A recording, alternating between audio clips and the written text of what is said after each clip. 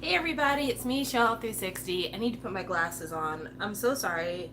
I should have been at least prepared enough to have my glasses on, but I find that because of my advanced age, I have a hard time seeing my cell phone, like the characters on my cell phone, clearly when I have my glasses on. It kind of causes me to have a headache, and I've been dealing with a migraine for the last day and a half. So I'm trying really hard to lessen that migraine pain, so I've been keeping my glasses off for a while, and now I just realized I started a whole video without my glasses on. That's so bizarre. Why would I do that? So there, we're back. Alright, so I started this video at what my cell phone is saying is 9:54 p.m. on Saturday, but I think my cell phone is a couple of minutes ahead for mountain time, so I don't know what time it is where you are. Not that it really matters, but sometimes when you're trying to come up with a title for a video that's random, you're like, I could call this a random video, or I could just say something random in the title and maybe people will catch my drift. And so that's what I went with. Is like, just go with something random in the title. Smart people will catch your drift. It'll be fine. So that's what I did. While I have you in front of me, let me show you this light stick I got in the mail recently. Isn't that pretty? Isn't that cute? Isn't it nice? I really like this. I think I might like this more than the official light stick. Just because, it's got a cat. Who doesn't love a cat? Anyway, I my recommends, my trendings, my everything when it comes to social media has been totally askewed. Like, the algorithms have decided that I'm one person based on the things I've been looking at recently. Hey, Sarah. And so I get a lot of different content coming up in my feed. I get a lot of boys love content, which I'm loving. I'm looking for. Feed me more. I get a lot of KR&B content, which I love. I'm looking for. Feed me more. But due to recent social events, I get a lot of social content as well. So I get a lot of commentary videos about things. My recommends tend to lean to the left a little bit when it comes to content. That's just, you know, to be quite honest with you, as a Black American, your content tends to lean towards the left because most Black Americans born here in America, raised with Black American families, our families tend to politically be more to the left, even though traditionally we tend to be a more conservative family base. But yeah, politically we tend to vote towards the left, so that's your content usually reflects who you are, and that's what I'm trying to say in so many words. That being said, everything that's been going on with all the Jane Dawson, Jeffree Star, James Charles, Tati, all that stuff, a lot of that's been on my feed because drama videos have been on my feed, which I don't know why, because I don't even watch BeautyTube. Like, that is not my ministry at all. Hey, Mason. But for some reason, I get a lot of drama tube stuff on there. And there's a couple of content creators that, because I watch their videos when they come up on my feed, I think that YouTube has said, you love these people, you love this type of content, let me feed you more. So, like, the ones that have been coming up in my feed a lot recently are Angelica Oles. A lot of her stuff has been coming up. Smoky Glow has been coming up a lot. It's Keisha has been coming up a lot, and Amanda BB has been coming up a lot. Cat Black has been coming up a little bit here and there.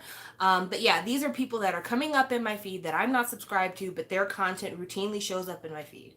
And I happened to be watching a video by Amanda BB because it was like, let's talk about cancel culture. And while some of the points that she brought up, I agree with, other things that she's bringing up weren't necessarily things that I agreed with. And I'll be honest with you, tone wise, I was distracted. So yeah. But one thing that came to mind while I was watching her content was the K-pop unboxing community, and how it doesn't really reflect, or at least to me, it doesn't seem to reflect the fandom as much as I think it could. Follow me on here. I'm not trying to insult anybody. I'm not trying to be mean to anybody. I'm not trying to start a war where there is no war. Um, Early on when I was unboxing, I unboxed albums routinely without showing my face. If you look at my entire YouTube log since 2014, I think 2014 is the first year I was started YouTubing regularly, you'll notice that for a really long time, up until I think the first Secret Santa, no, the second Secret Santa, I never showed my face. And what is weird is if you look at the very first video where I showed my face, there were people in the comment section who said, I didn't know you were black. Which was surprising to me because, like, I unboxed things with these black people hands. So I figured people knew I was black based on my hands. But there were some people who said that they were surprised that I was black. Which, okay, maybe you could assume that I was Hispanic, or maybe you could even assume that I was Southeast Asian, because there tend to be a few darker people like in Indonesia, Malaysia, other places, India maybe. But yeah, people were surprised I was black. And after that, I felt really encouraged to show my face. I felt really encouraged to show my face because I felt in a lot of ways that showing my face every now and then was really good for my channel because it let black K-pop fans know that we're just as much a part of this niche scene of K-pop unboxing as anybody else. And I'm not gonna lie, when I first got into K-pop unboxing, the channels that I watched were, used to be Girl Personal, now it's Wanhaid, Carolyn, Tina Davidson, Katie Boo 1979, and maybe a handful of other people here and there. There were these 3 German girls. I used to watch them quite a bit. There was one Big Bang unboxer who was super popular, and then she got engaged and just fell off of YouTube.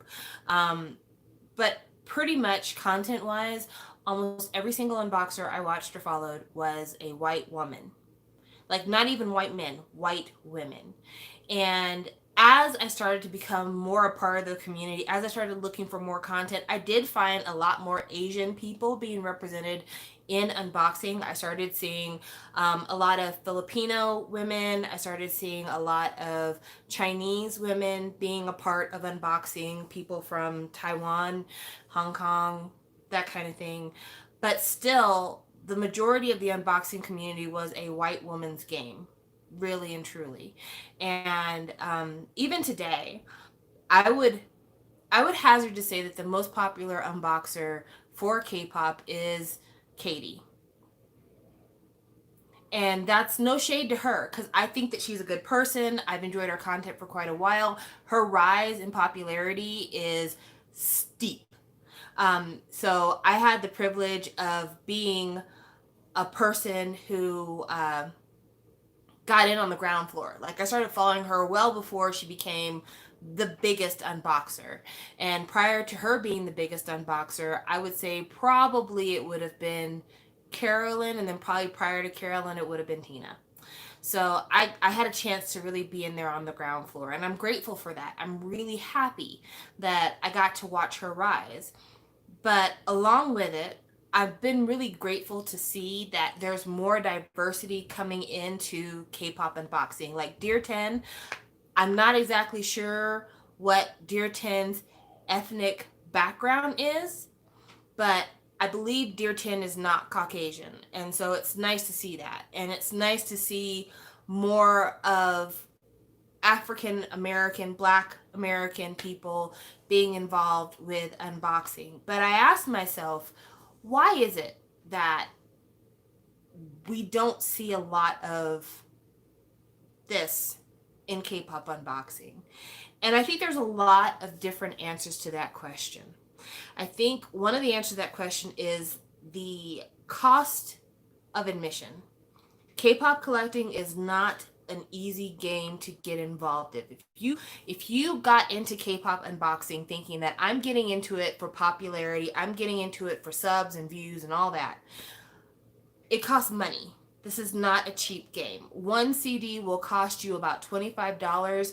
If you're talking about having a large collection of CDs, you're talking hundreds, thousands of dollars even. And a lot of people just don't have it. And especially given kind of the income rates that a lot of people have across the board, like when you look at the poverty rates amongst different ethnicities, just by a numbers game, it's a lot harder for African American black people to get in on the unboxing game because we tend to have higher poverty rates. Hey Meg. So you don't see a lot of us. Another group that tends to not be seen, even though they are absolutely there, but people don't recognize that they are there, Hispanic people. There are a lot of, or I shouldn't say Hispanic, Latinx. That's proper. There's a lot of Latinx unboxers that people will never know are Latinx unboxers because they don't really insert any of their culture into the unboxing. And if they have fairer skin, people aren't going to question, is this a white person I'm watching or is this not? And I would like to see kind of a bit more visibility in that arena as well because first of all, I think that K-pop and Latinx populations could really be the love story of all time because there's a lot about K-pop that reminds me of when the Latin music wave hit America. Because I'm an old bitch, let me run it back a little bit for you.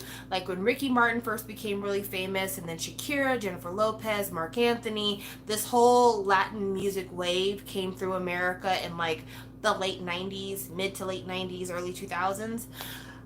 A lot of the music from that time, and a lot of music that I hear just coming from Latinx populations, even now, like the Bad Bunnies and the J Balvins and stuff like that. So much of that music I could see having a home in K-pop, but I can also see K-pop taking what they do and bringing it to Latin countries and like really just melding a lot of things together. So I personally know quite a few Hispanic unboxers. Like a lot of people. And that singer, you can be right. Yes, that was Julio Iglesias Jr. Jr. No, that was Enrique Iglesias. Never mind. Julio Iglesias is his father, Enrique Iglesias. But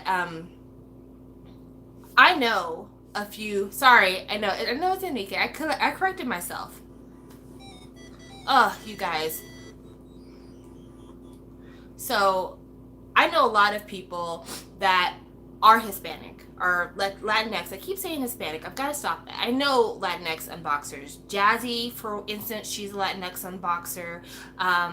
Meg, I believe, is a Latinx unboxer. So I know a few personally, but it doesn't really come up. It doesn't really come up in conversation a lot. It doesn't really get talked about in terms of like people speaking their languages in the comments section, or having cultural references. And I'm not saying that what we have going is wrong because one, I understand that unboxers don't really have Rosario. Thank you for reminding me.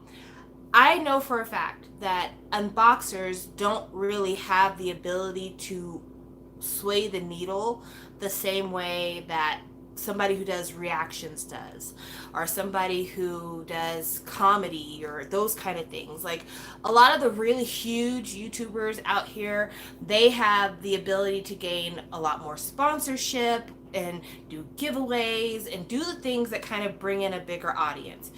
All of us have the same albums. If we're talking about doing an unboxing of the latest Oh My Girl album, one person unboxing an Oh My Girl album is the same as another person unboxing an Oh My Girl album because we have the exact same content. There's no difference of content. But personality, that really is the only thing that kind of separates people. And I wonder sometimes if the reason why there's not as many really super popular creators of color is because they're afraid to insert their personality into what they're doing. So I know personally for me, because all albums are the same, when I'm looking at an unboxing and I'm actually willing to sit through 5, 10, 15, 20 minutes worth of unboxing, I'm not doing that because I'm just so invested in seeing every single image on every single page.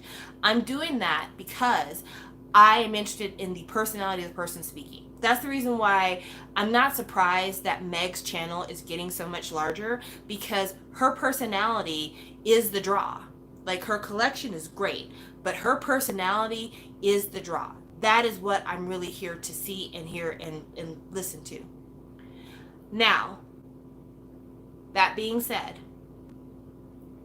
I think it's important for our community moving forward, the unboxing community, for more of us to insert ourselves and our lives into unboxing. Now, I absolutely get it.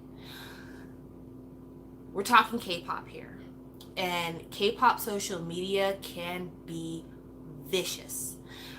People are getting doxxed. People are getting rumors made about them. They're being talked to real nasty. If you don't unbox a certain group, you're labeled as a hater. I know all of that to be true. And so I get the fear. I know that there are people with massive collections who have never posted a single video on YouTube because they are so scared of the criticism. I get it. It takes a certain level of narcissism and bravery to be on this platform. And I say narcissism in the kindest way possible, because listen, I'm talking to you.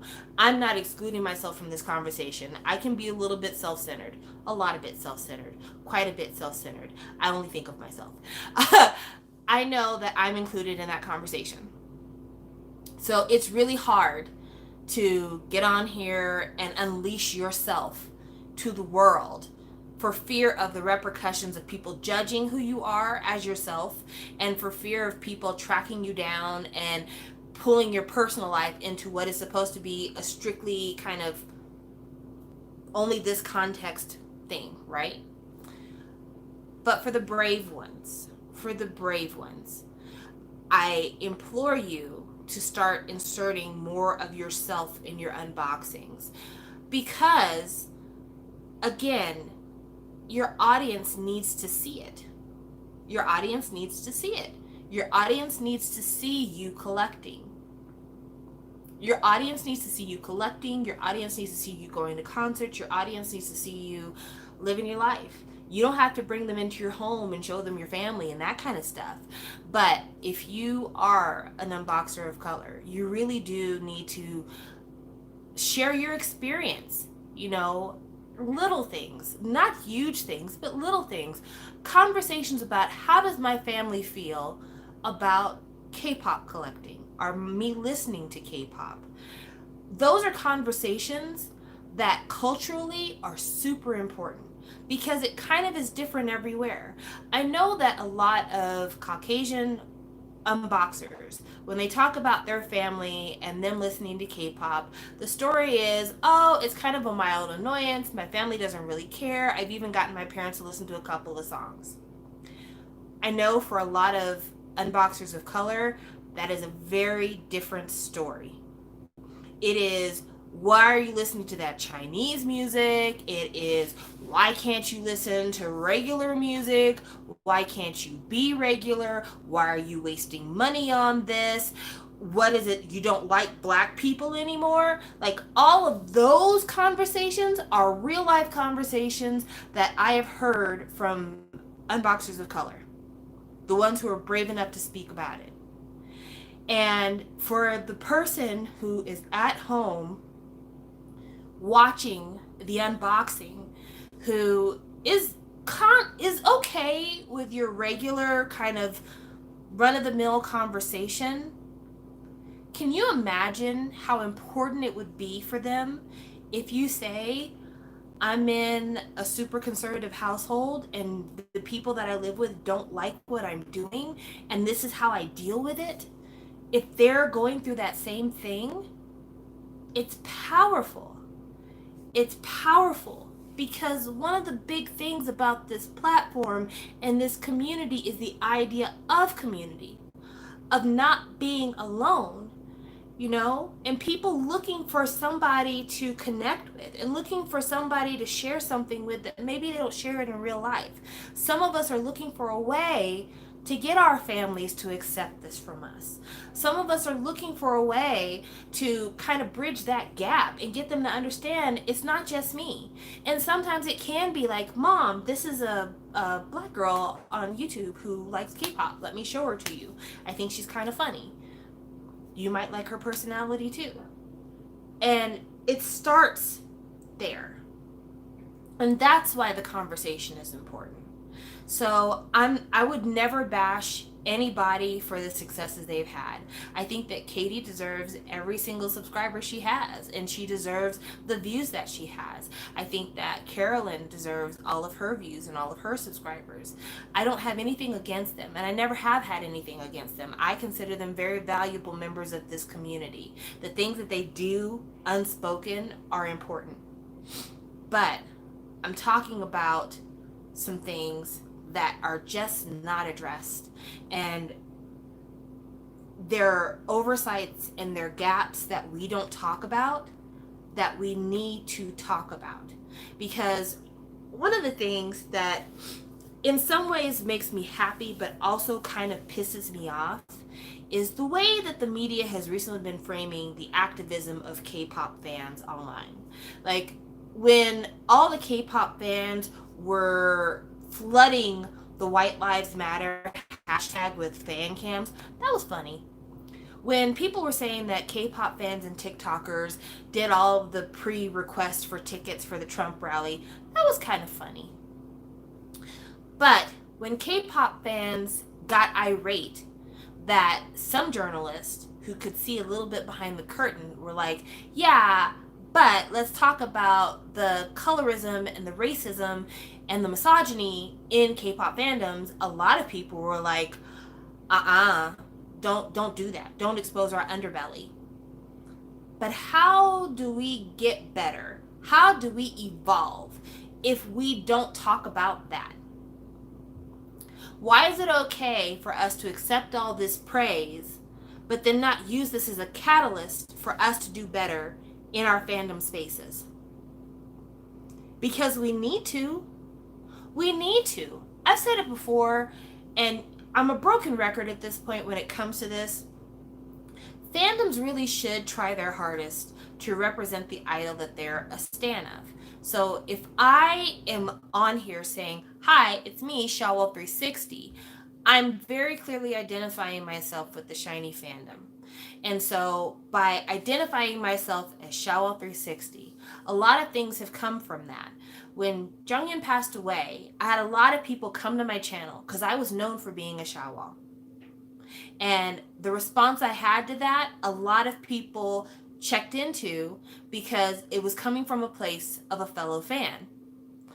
That being said, if I had gotten on here and I had gone buck wild and just said all kinds of things that were problematic and terrible and just completely inappropriate, people would have been like, wow, Shawwells are crazy.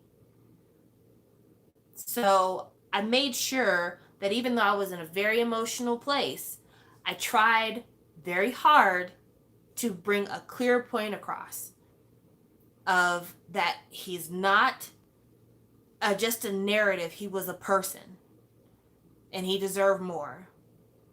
And I feel like that is an obligation that fans should try to take on.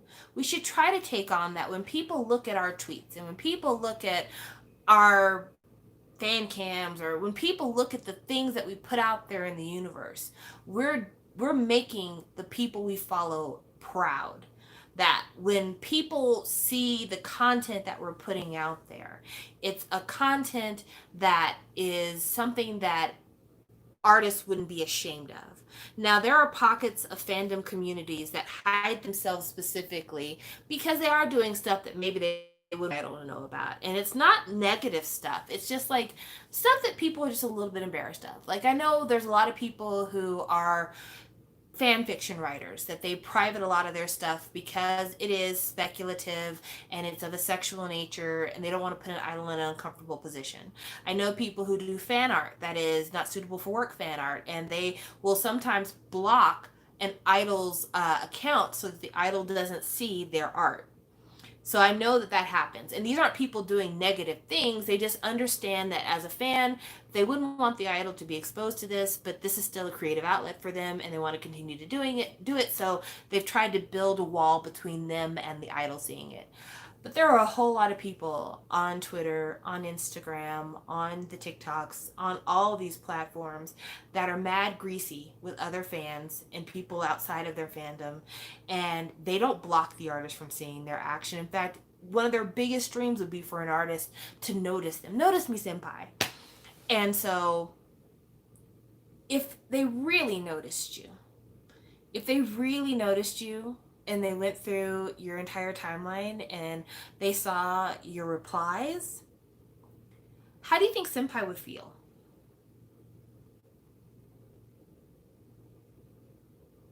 I'm asking. Because it matters. It really matters. And for the delusional people who feel like they're taking down the enemies of an idol, are you really? Are you really?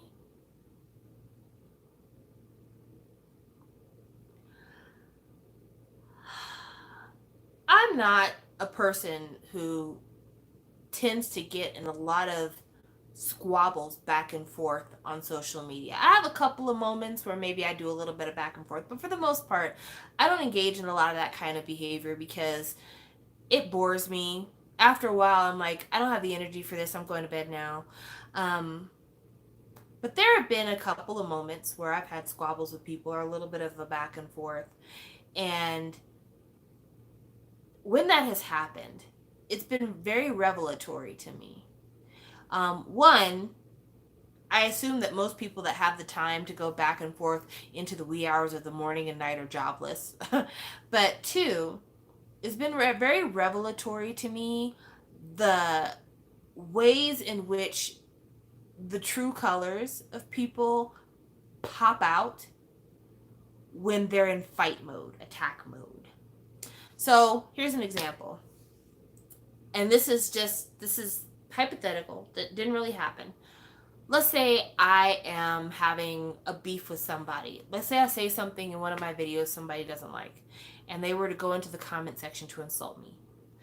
If they decided that the insult they wanted to give me was, shut up, you fat bitch, without you saying so, you've said to me, you're fat phobic. Thank you for letting me know how you really feel. If in the comment section it's, shut up, you nigger bitch, you let me know you're racist. Thank you for saying as much. There have been these moments throughout fandom wars. Has always been.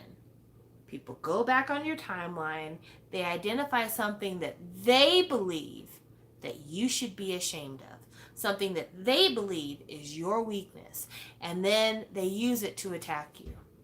And it says much more about them than it'll ever say about you. It says that they are performative in their activism. It says that really and truly, if their bias wasn't famous, they would probably not like them.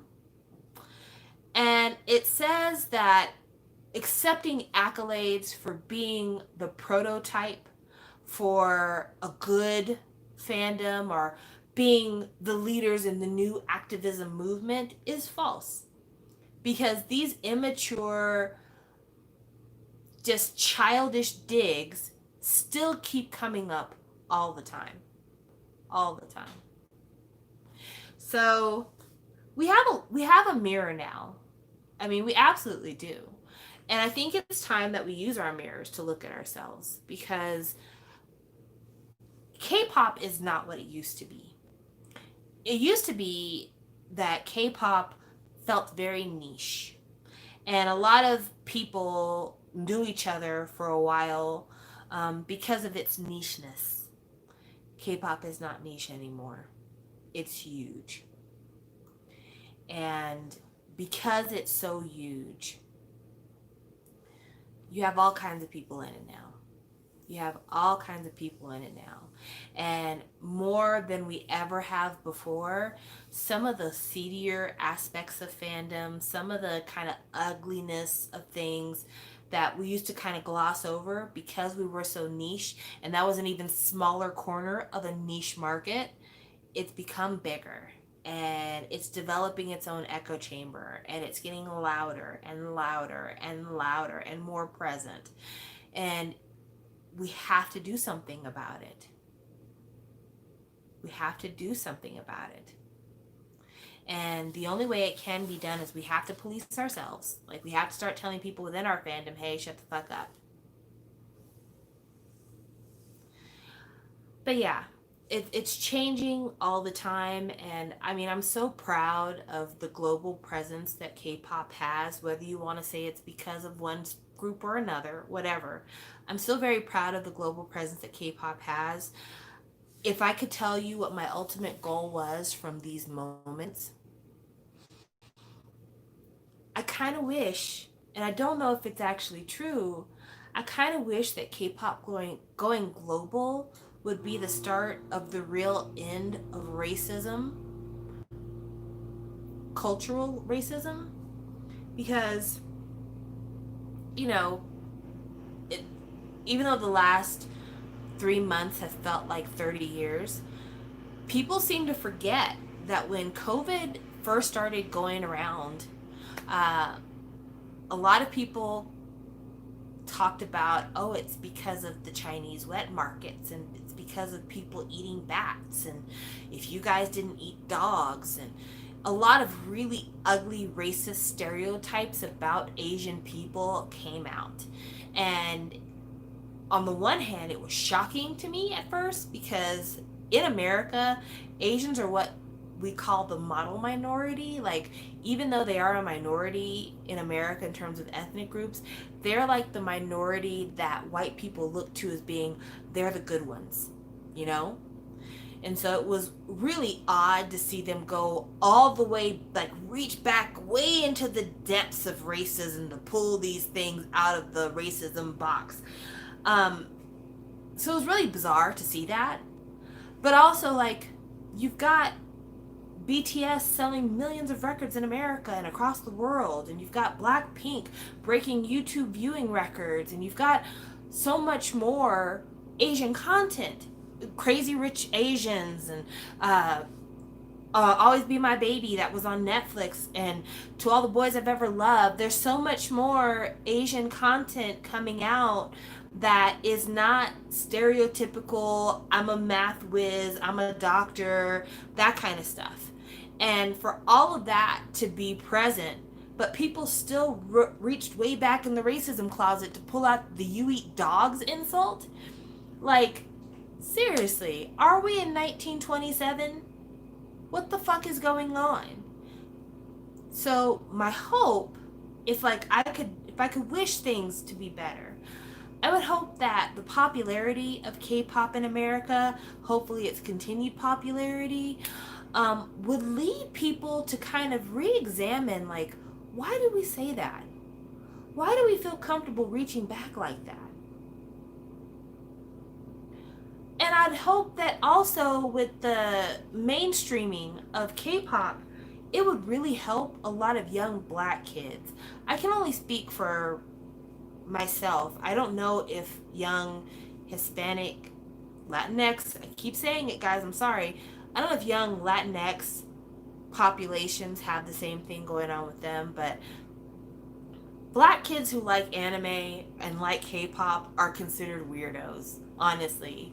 Like, I remember in school, I knew a black goth, and everybody was like, that kid is strange. The other black kids wouldn't even talk to him. I dated him for a couple of months. I was fast.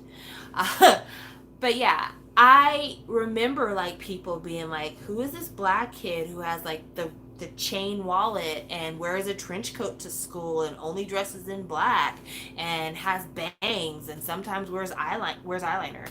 And his name was Desmond Wilson. And yeah, goths stink. But yeah, he was a guy that his friend was mostly white because black people didn't want anything to do or not us. And I remember him being goth. I remember him super being into anime. And I remember his household being the first household I ever went to where people regularly use the internet. And this was in 1994. So, yeah, this was like big. His family had an AOL account and they used the internet every single day for multiple hours a day. And back in 1994, to use the internet, you had to pay by the hour. And it wasn't cheap. AOL, I want to say it was like $3 an hour. Could you imagine how big your phone bill would be if you had to pay per hour for your internet usage, including your cell phone data? Could you imagine how broke we all would be? But yeah, his family was the first family I knew who the family members used the internet regularly. They were the first household that I ever went to where people talked about downloading music and downloading movies. Never heard of such a thing until I met them. But he was ostracized from school. Now, luckily, his home, his mother accepted that this was her son, and his other brothers were also kind of nerdish, needish. So he wasn't an outcast at home, thank goodness. But at school, yeah, he was like that weird black kid. And we didn't stop dating because I thought he was a weird black kid. We stopped dating because he was a lousy kisser. But I say all that to say the mainstreaming of K-pop is doing a lot to normalize the enjoyment of Asian media for black people like myself. And it's doing a lot to make it to where those kids aren't the weirdos that they have been pegged as for so very long. But it is hard. It is very hard, still. Because now it's like, oh, you like K-pop? You must be one of those weirdos that puts fan cams on Twitter all the time. Oh, you like K-pop? You must be one of those weirdos who waits in line all day long to see a K-pop group at a concert, like, which also, shame on you. There's no fault in waiting all day to get into a concert. People do the same thing for American artists. Get out of here. Get out of here. Go away. Anywho's. Thank you for letting me get on my political soapbox once again. Hope you guys enjoyed. I do this for y'all. Let's talk about some not political stuff because I know my live streams this last month have been a lot. My live streams this last month have been heavy. And I mean, I'm not ever one to shy away from a deeper topic. I don't think so. I think the fact that there's repeated themes in a lot of the shit that I do says that I'm not afraid to talk about deeper political things and stuff like that. But I still like lighthearted stuff. And I don't want to get so deep that it becomes a chore for you guys to watch me. I do think political conversations are important, absolutely. But I don't want it to get to where, like, oh, it's another one of those videos. Because, I mean, I'm not going to lie to you guys. I'm tired as well. I mean, I've got 40 years worth of exhaustion to deal with, but I'm tired as well. Oh, your dad liked them because they sound like Michael Jackson? Your dad's a real one. But yeah, let's talk about some stuff that's a little bit more lighthearted, if you will, because yeah, it gets heavy. It gets real heavy around these parts. So first thing I'm going to talk about is it's been a long time since I have endorsed mine and Mason's show. Well, I should say Mason and my show because honestly, it's hosted on Mason's channel. He does the work with the thumbnail. He does it on his Zoom account. He uploads the video. He does the tweet that I then retweet. Like, really, it's Mason's show. I just happen to commandeer it. But Mason and I have a boys love vlogging show called Busy Thinking About Boys, and it's on his channel MBK Pop 1997. And if you like boys love, please check us out there. It is usually a really good time. Today's video was a little bit deep, not gonna lie to you. It went there. It went there. But outside of that, yes, we watch a lot of boys love. Listen, follow me on Twitter because we might be best friends.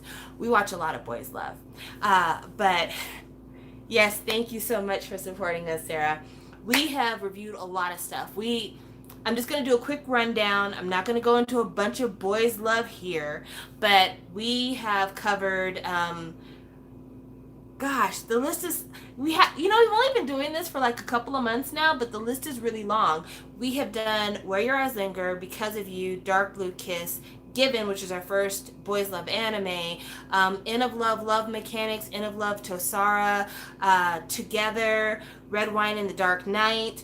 I'm trying to think what else we did. Oh, My Engineer and YYY. Wow, we've covered a lot of ground, Mason. Virtual high five. We covered a lot of ground. And then next week we're going to be doing Love by Chance, which is the start of our main series. So we'll be doing Love by Chance next week, and then the week after that we're going to be doing Tharn Type.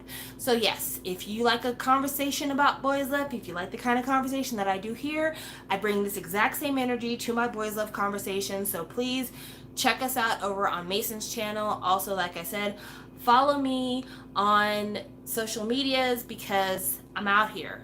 I'm retweeting, but also my DMs are open. So come holler at me. I know, isn't it great? I don't know if there's any more Boys Love animes that we should be watching, so if you want to leave a comment giving us suggestions on that channel, please do, because we're always looking for new stuff to review, because a lot of Boys Love is on hiatus right now because of the kissing restrictions. So, yeah. Well, listen.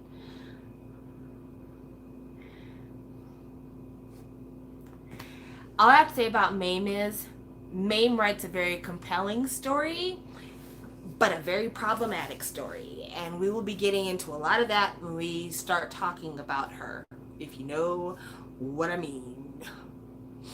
Yes, please do. We're always looking for stuff. We'll probably be going back to a few things as like we're waiting for series to finish. So yeah. Anyway, so I need to make sure I advertise that because I haven't been talking about it, and it sounds like some people didn't even know we were doing it. So obviously, I'm not doing my job as a spokeswoman for our show. Also, on social media, I am Shawwal_360 on Twitter. I think I might be the same on Instagram. I don't know. I feel like they're similar, but they might not be because like I did them at different times. So who knows? But yeah, check me out on social media because I retweet a lot of stuff on Twitter. Twitter is probably where I'm the most active on a daily basis. And then next would be YouTube. And then last would be Instagram if I remember. Oh, thank you, Starwell. I appreciate you. So, on to more stuff. I ordered K-pop for the first time in a really long time. Like, I order K-pop here and there, but I don't do like hauls of new stuff very often. A lot of the K-pop I've been buying like on From Japan and that kind of thing. Not From Japan, Zen Market, I should say. Zen Market. I quit using From Japan a while back.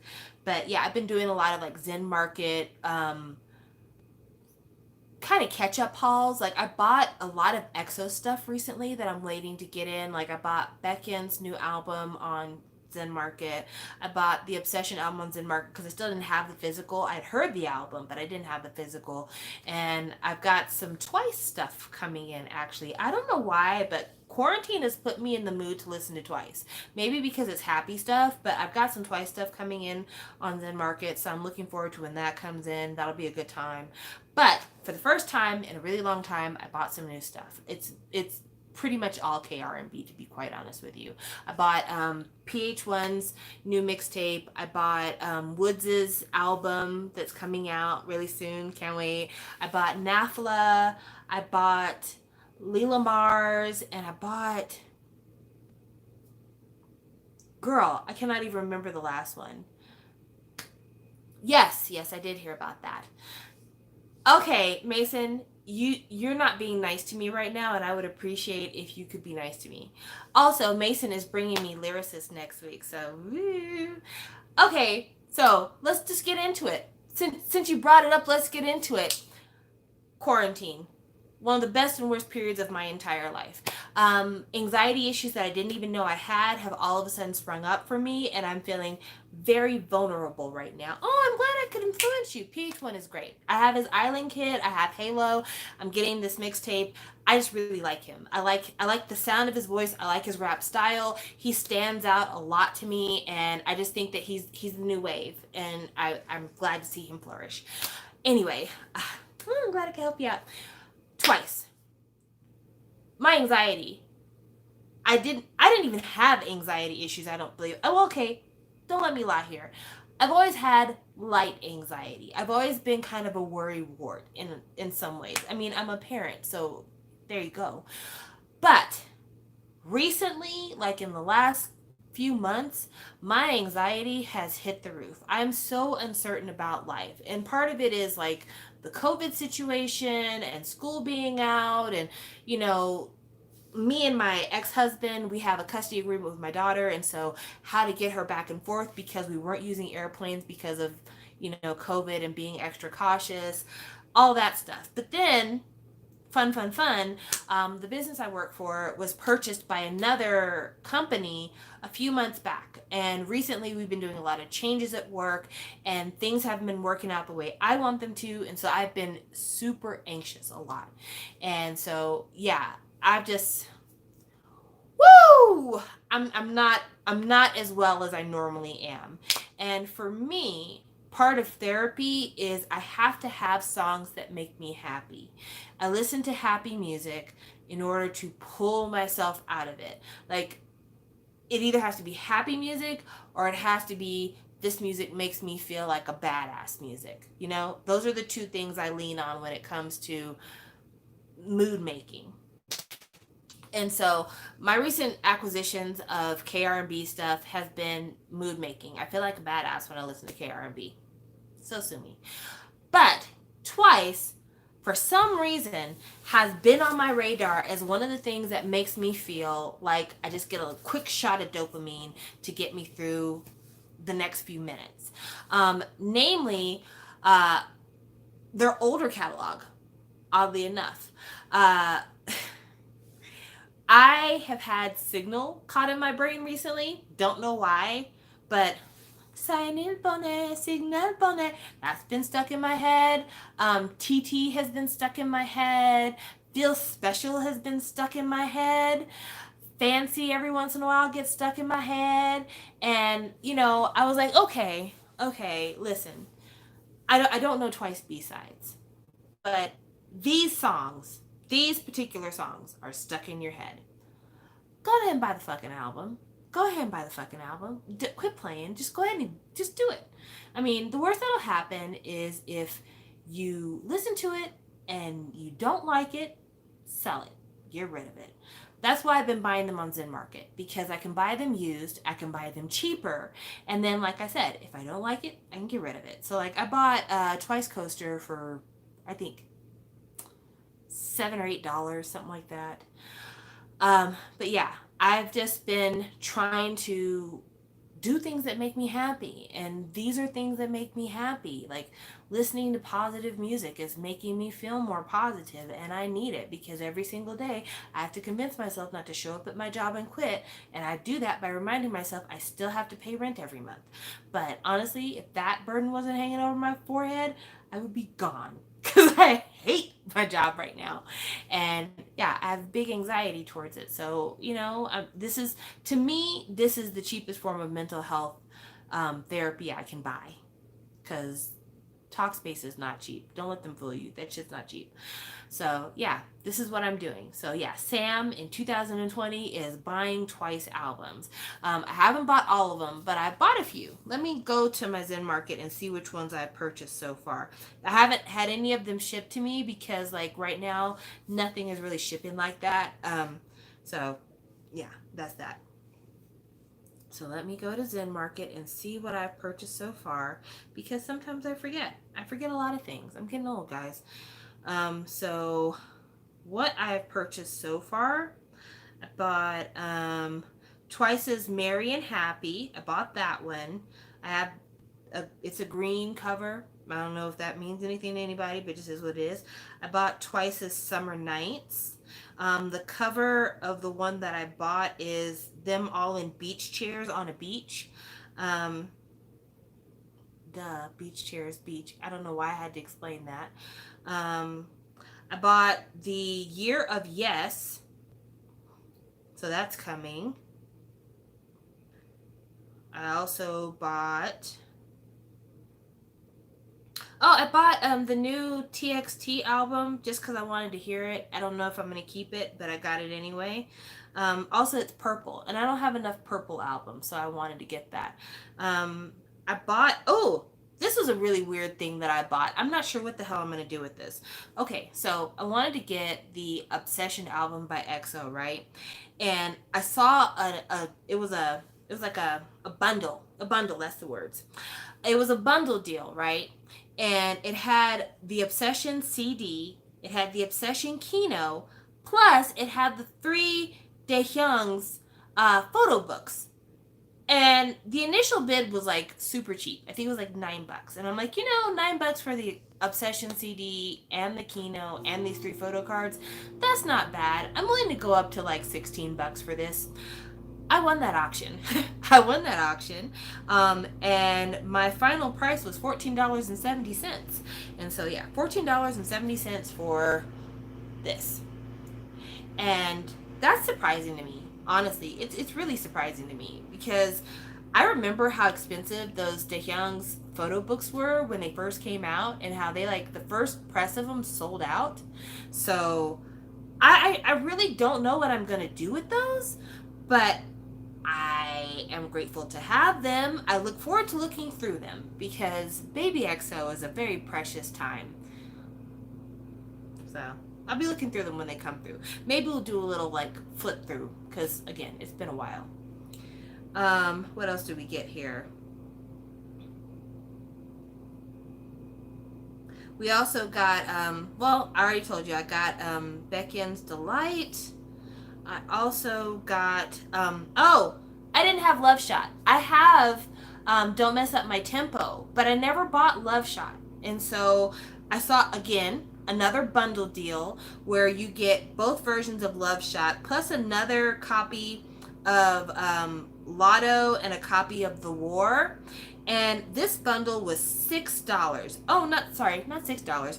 $5.80. So for $5.80, I got The War, Lotto, and both versions of Love Shot. So yeah, that was pretty reasonably priced. So I was glad to get that. And then I got Twice Coaster Lane 2 for $2.90. I'm not even kidding you. Like when you do the translate, $2.90, guys. So, I mean, why not? Why wouldn't I? And then the last thing, I think that's the last thing I got. So I'm still looking for a deal on Feel Special and Fancy. When I see a deal for those, I'll go ahead and I'll put them in the cart as well. But yeah, these prices are really cheap. And like I said, if I don't like it, then, I'll just find somebody to take it from me. The site that I'm using is Zen Market. I like Bai if you're buying from Mercari. I think Bai is perfect for that. I don't know. Mercari, I really like Mercari a lot, but I feel like the descriptions on Mercari are not very good. And then people sell things really strangely on Mercari. Tell me if you've ever run it. If you are somebody who buys stuff via proxy, tell me if you've ever run into this. I will sometimes find things on Mercari that I'm like, that is a hell of a deal. I cannot wait to get my hands on that. Let me see what's up. And the picture will show 2 or 3 different things. Then, once you translate the description, because it's in Japanese, that's when you realize that the price that's in the description, when it says, this is $5 for this photo book. It's $5 for the photo card.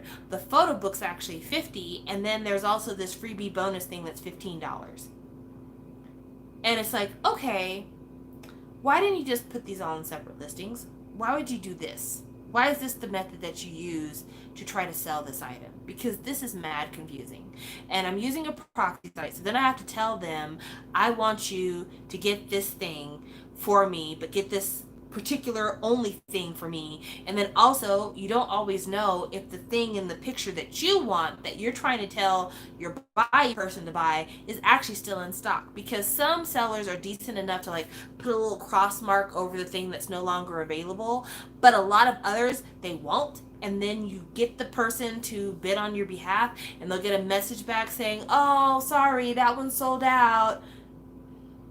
I don't have time to play these fucking games with you. If you have 3 things to sell, put up 3 listings. Quit being fucking lazy. So yeah, I sometimes Mercari can be aggravating. Whereas Zen Market, it's very clear that whatever the fuck is in that picture, that is what you're bidding on. Now, you do need to be careful, and you need to read the descriptions very carefully, because sometimes the thing that you're looking for is not really what you want.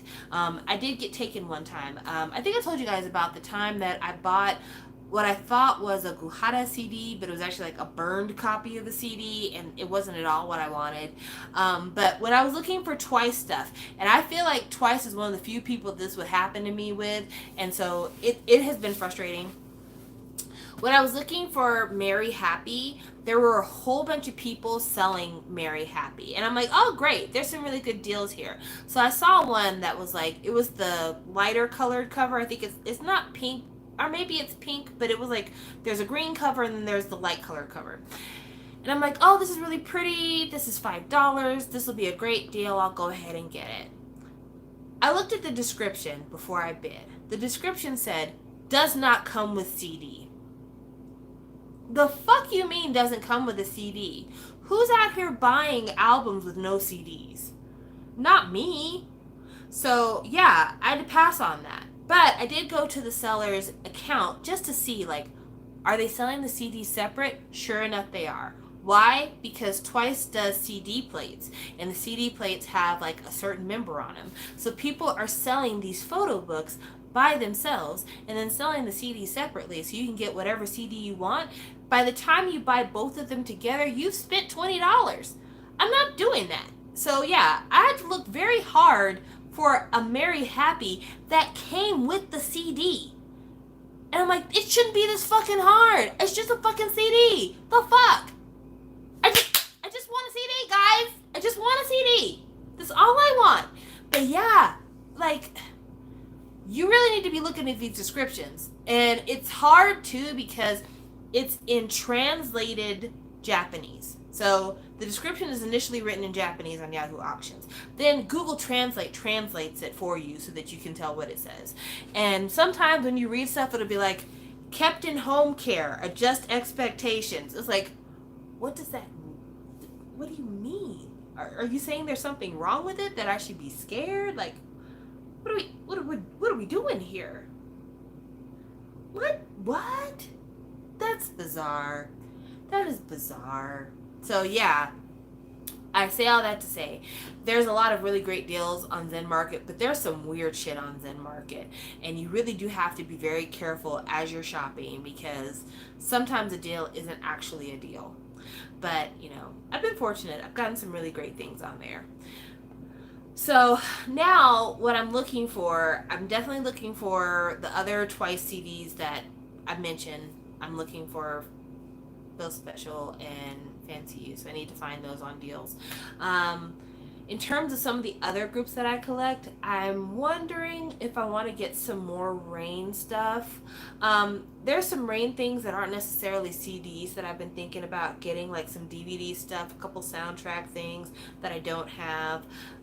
Also, I want to get another copy of Rain's World, because I have 2 versions of Rain's World. I know you guys aren't even interested in Rain, but I'm just going to tell you anyway, because it's my channel. Do what I want. Rain is somebody who I collect. He is my ultimate male solo bias, and he has an album called Rain's World, and the album has an orange cover, and it's got a picture of Rain shirtless in a pair of like cargo pants with some angel wings in the background. It's a kind of tacky cover, to be honest with you. But the version of Rain's World that I have is in really poor condition. But I happen to have two. I have the Japanese press, which is like just a regular jewel case CD, and then I have the Korean press, which is the really super fragile one I'm talking about. I have been wanting to buy another copy of it, but it's out of print because it was, if I remember correctly, I believe that Rain's World was the last CD he did on JYP. And JYP does not reprint artists that are no longer on the label. So, like, if you're looking for that 15 and album, you're probably going to have to get it secondhand because he's not going to be reprinting that. He's also not going to be reprinting Jisoo's Coming Home because he doesn't do that. So, Rain, all of his JYP stuff is all secondhand because it's just impossible to buy new. And because of its age, a lot of it is in really fragile condition. And finding good copies of it is actually a lot harder to do than buying new stuff. And so I've really been debating about whether or not I want to spend like $25 on a good copy of Rain's World, or if I want to just keep my eyes open and keep looking to see if I can find a copy that's not like in super rough condition. In fact, you know what? You guys stay here for a minute. I'm going to go and get my copy so I can show you what I'm talking about. Talk amongst yourself. Here's a topic. What do you think about dubstep and EDM being a part of the new single that Seulgi and Irene are putting out as a part of their subunit? Discuss.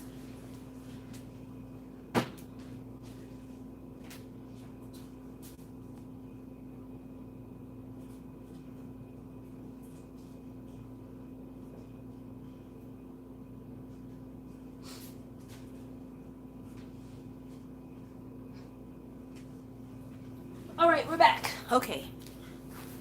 So this is Rain's World. And this is what I mean. Cargo pants, shirtless, angel wings, orange background. And this is not his best CD, which is fine. I don't mind that. We all have our hits and our misses. But yeah, this is not his best CD.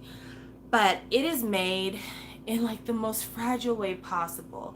And I was lucky to get the one that I did, but here's what I hate doing this. I hate opening. I never open this thing because it's so fragile. So I don't know if you can see this. Do you see how thin the spine is? This little bitty thin spine, which is literally just one little sheet of like cardboard here, and not even cardboard, like just thick paper. It's supporting, well, it's coming apart right here. It's supporting a photo book on this side with a little envelope to put the photo book in, and then on this side it's like a foam CD plate. Yeah, there's no way that this can stay in good condition after all these years. In fact, when I bought this, this was literally the best condition I had seen one of these in at the time that I bought it, and I'm like, I'm just gonna jump on it because who knows when I'll ever see this again. But yeah, it is super, super fragile. Right? I'm telling you guys, like, not for nothing, Rain really does feed the fandom.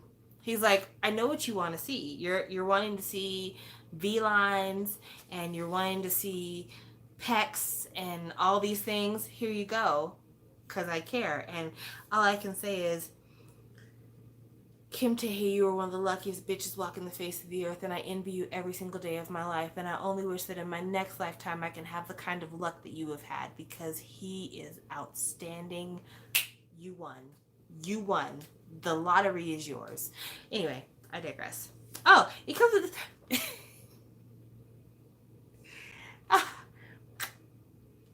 I forgot that this advertisement was in here. This CD comes with this advertisement because Rain did a lot of CFs back in the day, and people used to put CF ads in their CDs. So this is his advertisement for the Rain Jean by Giordano. Also, his advertisement for Tekken, and also his advertisement for the Do X Note. I'm assuming this is this is a laptop, I think, because it's talking about a core processor. Oh gosh, K-pop. If you stay in K-pop long enough, you'll get a chance to laugh at some things. Just hang in there. Hang in there, and eventually you'll get a chance to laugh. But yeah, Rain. I'm not gonna lie. Even though the photoshopping is pretty bad,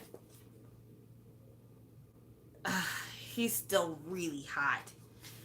Like, he's hot now too, but like he's really hot. When is this skin tone coming back in K-pop? When are we gonna allow our idols to tan again?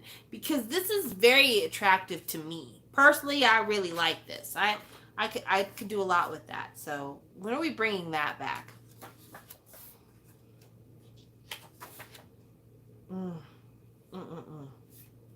Good times, good times. And this isn't even his sexiest photo book. I saved that for Back to the Basic, where he had the long hair.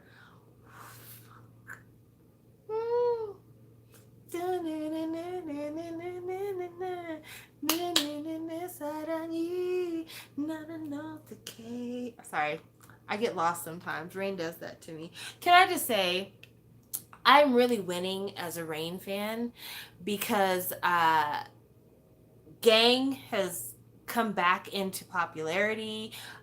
He is on this show, The Island, and also like he's still fine. And he's got a TikTok where he does fine things. So yeah, I'm really winning as a Rain fan right now. Like we had a period of about maybe 3, almost 4 years where it was really tough being a Rain fan, because like I became a fan of Rain while he was in the military. Then when he came back from the military, he did 30 Sexy and La La Song, which I really liked 30 Sexy. Other people didn't. And then he took like a long break and decided to like go to China and do a bunch of stuff. But then the Hallyu band came through, and so he couldn't do Chinese stuff anymore. And when he came back to Korea, he decided to do Gang, and Gang didn't do really good. And so I was like, oh shit, Rain, what are we gonna do? The public's not getting it. What how can I help you? What happened? And then like, I don't know, miracle of miracles, Gang became a meme in Korea. And then like Higher Music was like, we fucks with Rain, let's do a remix. And now Rain's everywhere. And I'm just like, yay! The clouds have returned. Relief from my thirst. And also like there's so many pictorials coming out of Rain. He just had his birthday a couple days ago actually, but there's so many pictorials of Rain for magazines now, and he's looking really, really good. He's looking a little too skinny, I'm not gonna lie. He's almost to his Ninja Assassin skinny days. Really, like he's getting a little too thin, but that's okay. If he's like switched to veganism or something like that, that's fine. Do what you need to do. But yeah, I'm so glad to see Rain again. Hitman Bang cannot ruin Rain for me. He can't ruin Rain for me because I will not let him. Fuck that guy. He's not gonna ruin Rain for me. He's not gonna ruin Rain for me. I won't let him do it. If I can survive Rain getting married, I can survive anything. Well, almost anything. Rain, please don't get involved in any kind of scandal. Please, please, please. But yeah, no, if I could survive Rain doing a K-drama with Crystal, where Crystal plays the sister of his dead fiance, I can get through anything. I'm built of steel. I am built of titanium.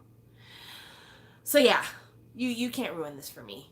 I won't let you do it. I will not let you do it. I mean, but don't get me wrong. Me and Rain, we've had beefs. Like, I'm still mad at how he did in Black. To this day, I'm still mad about that. So, yeah. We're going to be all right. We're going to be all right. So, that is one of the things I'm thinking about looking for on Zen Market. I'm still looking for old Nine Muse stuff. There's not a lot from Nine Muses that I'm looking for. There's really only one thing I'm looking for from Nine Muses, but Haven't had any luck, so I just keep checking. I just keep checking and hoping that I strike a deal with somebody somewhere. Um, there's not. I was thinking if there was any Big Bang stuff I was looking for. Nah, I've got everything I want from Big Bang, so I'm cool on that. Um, oh, there is one ATEEZ thing that I want. ATEEZ has a Japanese first album, I believe, like a fan club version. I wanted to get that. I hope to get that before their comeback, but I might not because it's been a little bit expensive. So, may not be getting that anytime soon. But yeah, for the most part, I'm doing really good when it comes to my Japanese stuff. Oh, and I still need that other version of Taman's famous album. I have two versions, but I need the third. And I need his photo book. Need being very broad. So I still have a couple more things I'm looking for on Zen Market, but not a lot. Not a lot. I'm being pretty tame right now. I'm being a good girl. I'm being a good girl. But yeah, buying K-pop.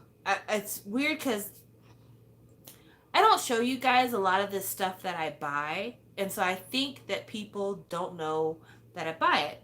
I mean, I talk about K-pop, but I don't talk about my purchases as much because definitely this channel has evolved into more of a conversational channel than a unboxing channel. But I'm still buying stuff all the time, and eventually I'll do a rest of the shelf tour. I did a little bit of a shelf tour with the shiny shelf, but I've got four BTS cubbies, a red velvet cubby, and then I have 8 cubbies of other K-pop stuff that's like 2 layers deep. So eventually I'll get around to that as well. But gosh, taking everything out the shelves is so hard. I don't know how people do it. Like Tina Davidson annually will do like a shelf tour, and that video is usually over an hour. And Tina Davidson probably owns literally thousands of CDs. I do not know how she does it. I would love to find out, but even thinking about doing that exhausts me.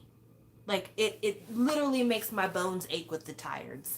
And when I did my shiny collection videos, I actually had to break it up into like 3 separate videos because I couldn't handle it. It was just too much. I did one video where I did just the albums. I did another video where I did like just the photo books, DVDs, that kind of stuff that isn't albums. And then I did another one where it was like all the light sticks and merchy things. And all of those videos are fairly long because it's so much effort to try to get all that shit together and then put it in a format that's digestible, without just being utterly silent and just showing like 2-second clips of everything. And even if you do that, you still have to take it out the shelf, line it up, photograph it, put it back on the shelf. Yeah, it's too much. It's too much. So, yeah, the idea of doing that with my non-K-pop stuff and putting it in any kind of understandable grouping as well, it just is not for me. It's not for me. Tay, I also bought a new bookshelf recently. I don't know where the fuck I'm gonna put it, but I did buy a new bookshelf recently because I am 2 layers deep on virtually every shelf I own.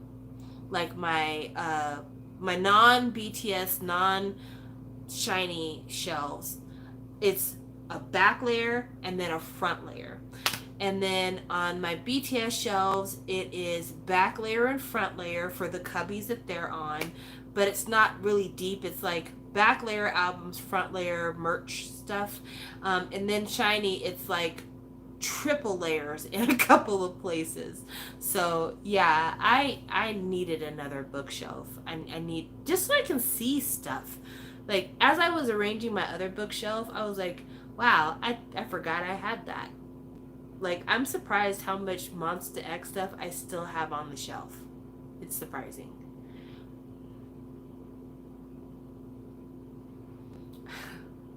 Preventing you from stress buying. That is true. That is true. The impulse to stress buy is strong. But yeah, I bought another shelf. I don't even know if this shelf is going to be big enough to really make a dent in anything. But maybe at the very minimum, having another shelf will give me a place to put the things that I've ordered once they come in. Because right now, my shelves are packed to capacity and I have stuff still waiting to come in. And that's not good. So having another shelf is kind of important. Oh, let me talk about that. Thank you for reminding me, Meg. You're a real one. Let me tell you about how SM doesn't fuck with me. How like SM just really and truly does not fuck with me. I talked about it a little bit when I was sitting in front of my shiny shelf the other day, but let me go to part 2 of the shiny photo book shit show. So, when I talked to you guys the last time, I told you about how I was waiting to do a group order with Jazzy for the new shiny photo book because they had it to where like the Korean fans could buy it first, and then later on they were going to put a link for the non-Korean, the international fans. That link was a day and a half late. Like the day it was supposed to go up, it didn't go up until like later the very next day. And people were rightfully pissed because they didn't extend the amount of time that you had to order the photo book. So let me give you, I'm going to work in timelines here because I know that you guys are like, what do you mean? So shiny fans, people who had ACE memberships, could buy the photo book. I believe it was starting on the 15th, whereas international fans had to wait till the 22nd to be able to buy it. Which already, that's not fucking fair. What the hell? We want to give you money. Why are you restricting us from when we can give you money and how we can give you money? That's fucked up. So, that happens. The 22nd rolls around. The international global fan link is not active. Doesn't work. So people are like, okay, what the hell? When is this going to happen, SM? I've been up all night waiting for me to be able to get these photo books. The next day, the link goes up. However, they had told fans initially, you have from the 22nd to the 25th to buy these albums, or buy these photo books.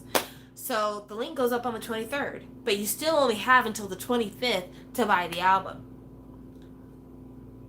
What? And then, because, again, God laughs at your best laid plans, you go to put the album in your cart, and Jazzy has an ACE membership, so she gets a little bit of a discount on the album. The album was $34 when she put it in her cart. The shipping was $68. What? What? How is the shipping twice the price of the album? This is now $100 piece of merch. Why? How, Sway? Now, I understand that it weighs 400 grams, which makes it a chunk. It's 4 kilos. So yeah, it's a chunk. But $68? What? And these aren't even like brand new photos because these are photos that they took before the members went to the military. So I'm just like, okay. How do I want to do this? Do I even still want this at this point? Like, seriously, is this even really a buy? Luckily, Jazzy was buying with me, Shawwal 5. Jazzy was buying with me, and we had one other person that agreed to go on with us. By the 3 of us buying together, we were able to get our photo book costs down to $78, including the shipping, which is a blessing. I will be paying for media mail to get it from Jazzy's place to mine. But how are your Korean fans paying $40 plus maybe, local shipping, and we're paying close to $100? And not even that, but close to $100, and you give us 2 days to buy these things. The 23rd, the 24th, and then it ends on the 25th. It was like halfway through the 23rd that the link went active. Why are you like this? What did we do to you? All I've ever done, SM, is give you fucking money. International fans have done nothing to SM when it comes to shiny except give you fucking money. And, it'd be different if they were saying, all we want is your money. And they were saying that up front. And they at least gave us the avenue to give it to them. But the fact that you don't even give us the avenue to give you the money, like, why do you only give us 2 or 3 days? Why couldn't we order on the 15th like everybody else? Because if, just putting this out here, if SM had allowed international fans to order starting the 15th, and we had the chance to get the photo book from the 15th to the 25th, that would have been enough time for our fans to get group orders together to lessen their shipping cost, and then more people would have had a chance to buy it internationally. But no, they give you 3 fucking days because they want that cool, smooth EMS shipping money. And I think that's fucked up. It's fraud as shit. I don't like it. And then what's even more fucked up is that Meg, I know she's here, she bought hers on eBay. She practically paid the same on a third-party markup for this photo book as we would have paid direct. So that means someone is really screwing us over on the shipping. Because how is it that Great Music and all these other vendors who buy up SM goods to sell third party can charge the same amount, including shipping, for these fucking photo books as if you bought it directly from Yes24? How is that possible? How are they making any money? Huh? How are they making any money? SM, you shouldn't let these people make your money. You shouldn't let these people make your money. Because you can go on eBay right now and there are people selling that photo book for like $100, like a little under $100, like $98, stuff like that. That's what you'd be paying if you only bought one copy from Yes24. It's the same price. How are they able to do that? Because obviously they found a method of shipping that's more affordable. Yes24 has the option of doing the very same thing, but they're not gonna. Because they can go ahead and shove it up our ass and make us pay it.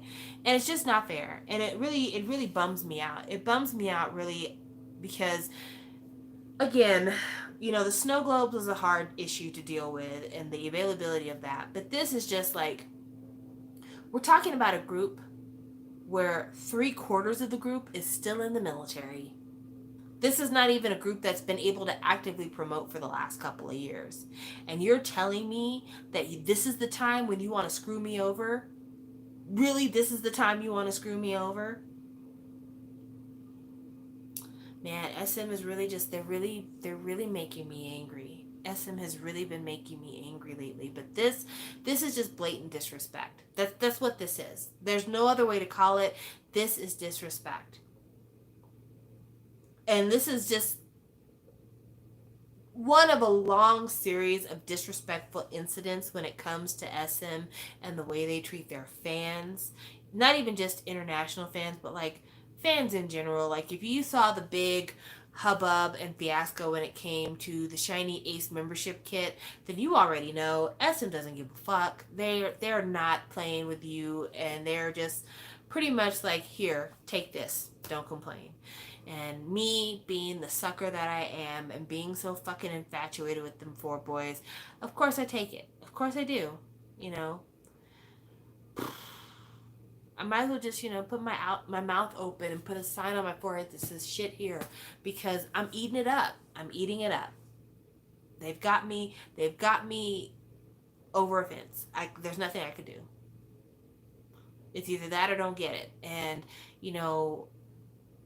Shiny doesn't get photo books like that. Like that's the only reason I bought it. I didn't buy it because I have to have every single thing that Shiny does. No, that's not it. I'm not vain like that. There's a lot of stuff that Shiny does that I don't have.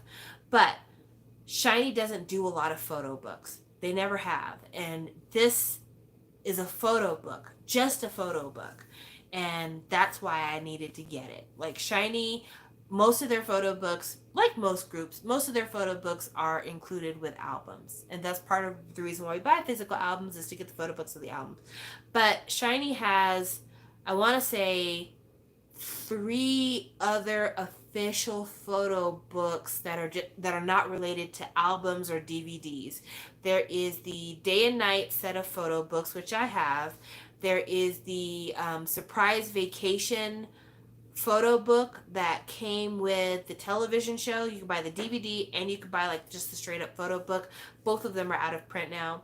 And then there is the Shiny in Barcelona photo book. Yeah, and I think those are the only photo books that they have that aren't related to like a concert tour or a DVD or an album. That's it. So this is a really important piece of the collection because I have the things I just mentioned. I have Day and Night, I have Shiny in Barcelona, and I have Surprise Vacation. So yeah, it was important to me to get this because it is one of the main areas that I collect Shiny in. That reminds me, I need to get Seek number 15. But yeah, like they've made it practically impossible for us to have our collection and keep up with the boys and support the boys, and I don't understand why. I'm hoping that when all of Shiny gets out of the military that they will do something similar to what Super Junior is doing and kind of do their own label, and that Key will be responsible for handling Shiny's merchandising from here on out, and maybe he can convince the powers that be to create more options for international fans to be able to buy the merch.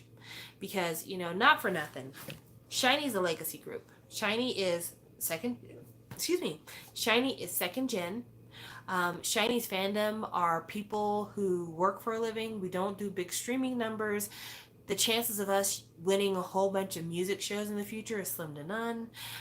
We're getting into our Super Junior phase of our careers here. We're slowly trying to become Shinhwa, if you will, and because of that, it's not a bad idea to make it easy for the people who want to pay for shit to be able to pay for shit.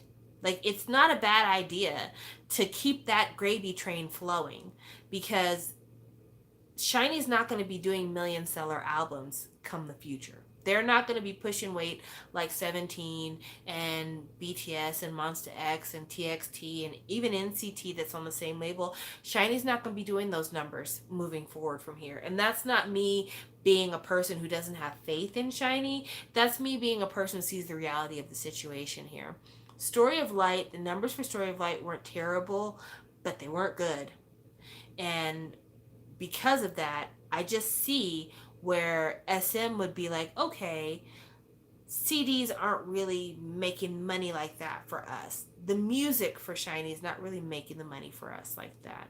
And so what does make the money? Shiny will always be able to make money on the road. Shiny will always be able to do appearances and get people to come and pay to see them. That's always going to be a factor. Shiny can always do variety work because they're really good at it. And, luckily for me, the majority of Shiny that chooses to act actually does a decent job of it. So that's always going to be a thing. Advertising, there's still going to be some advertising opportunities out there because Minho, I can just tell from looking at him, he's going to age really, really well. Like, he's going to go from being a beautiful boy to being a super handsome man. And so with that being said, like, there's still those money-making options. But things like merch, those are like really low investment ways of making money for our group. Like, it doesn't take a lot to like just take a set of photos, slap them in a book, and put the book out there, and you make so much more money off of that than you do going to hire somebody to write a song, booking studio time, recording it, sending it to press, filming a music video.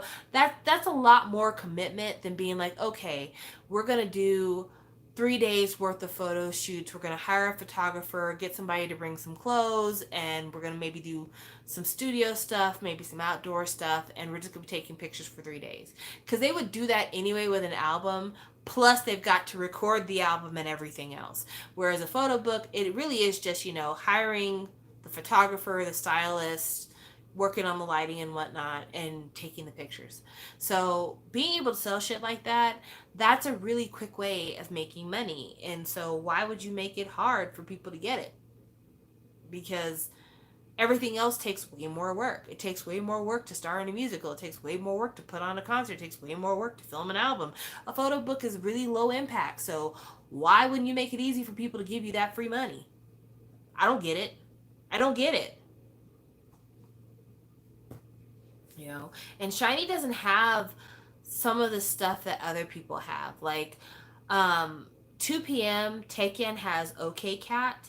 Block, not Block B. BAP had the Matokis. BTS had BT24. The Monster X has the little monsters. I forget what they're called.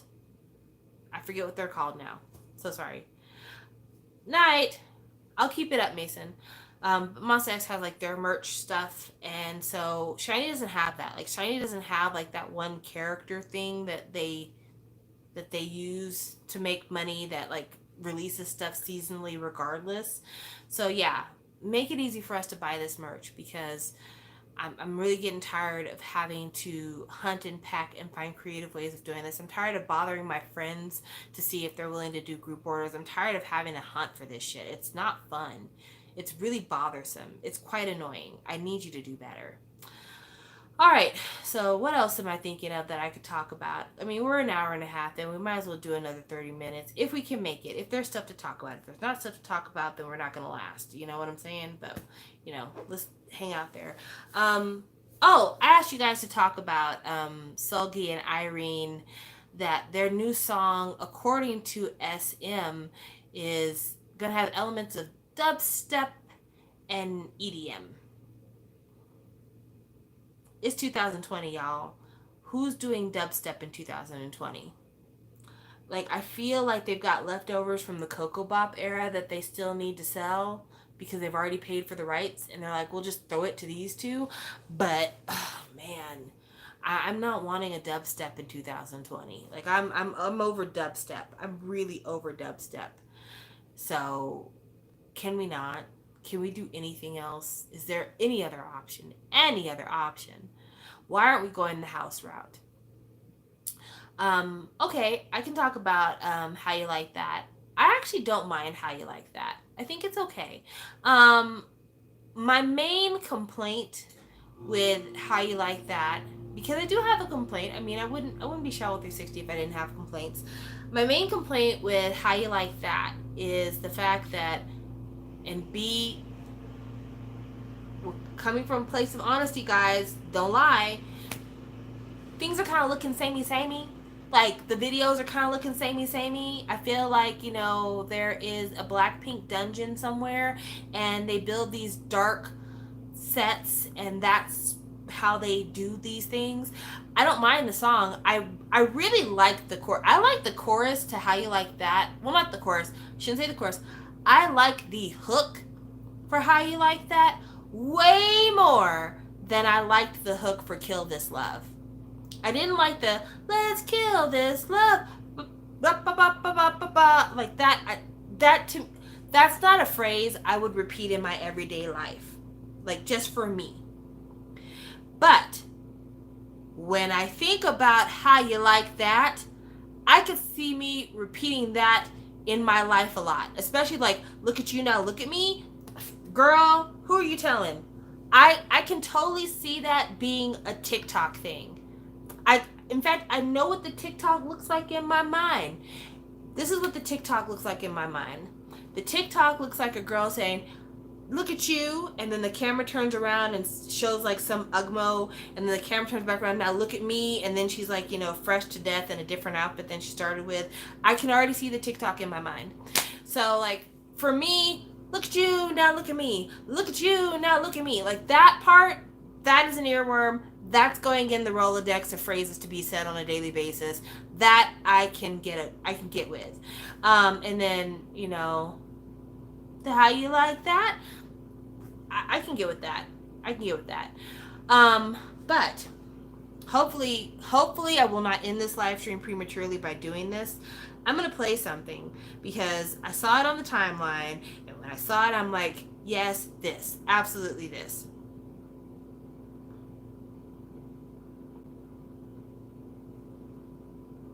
I'm not even going to show it. I'm just going to play it. No, it's gone. Ah, no. Oh, who did this? Now I'm sad.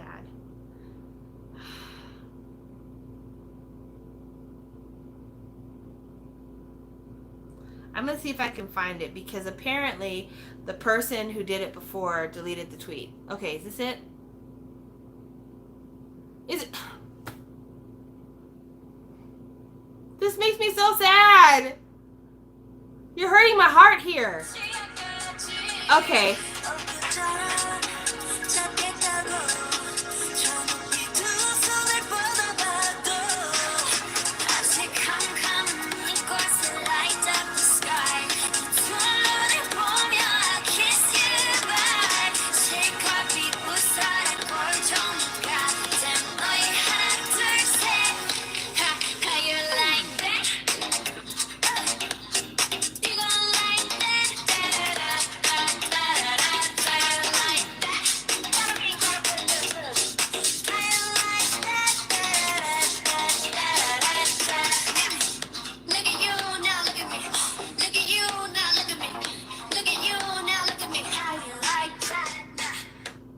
Now, I'm not saying, but I'm just saying, I need London Noise to work with Blackpink. I need the Blackpink house music album. I think that's what we all would enjoy. I think that I personally would probably buy a copy, and I don't really buy Blackpink like that. I think that their fans would appreciate this sound. I think this would be the smart move. Just me. That's just me talking. But you know, it's probably never gonna happen, so I don't know why I'm even talking about it. But I'm just saying, like, when that came across my timeline and I heard it, I was like, yes, this, all the time. This right here, I like this a lot. But like, also, that's just where Western music is going. Like, let's have the conversation here. It was a big look for Blackpink to do Sour Candy with Lady Gaga. That was a huge look, right? And so already we're kind of touching house by proxy by doing that right there. So I feel like if we're going to stretch our wings and we're going to do something a little bit different, house Blackpink, right? Like, think along the lines of Dua Lipa, because Mason brought this up, so I'm kind of stealing his point a little bit too. Like, we talked about it together. But like, Dua Lipa, her last album, House is coming back. Between Chromatica and Dua Lipa, House is coming back. And like, 90s House is coming back. So I feel like let's be a little bit proactive here. Let's do something a little forward thinking. And like, let's go ahead and, you know, pull it in. Find out. You already know who these people are because you did the collaboration.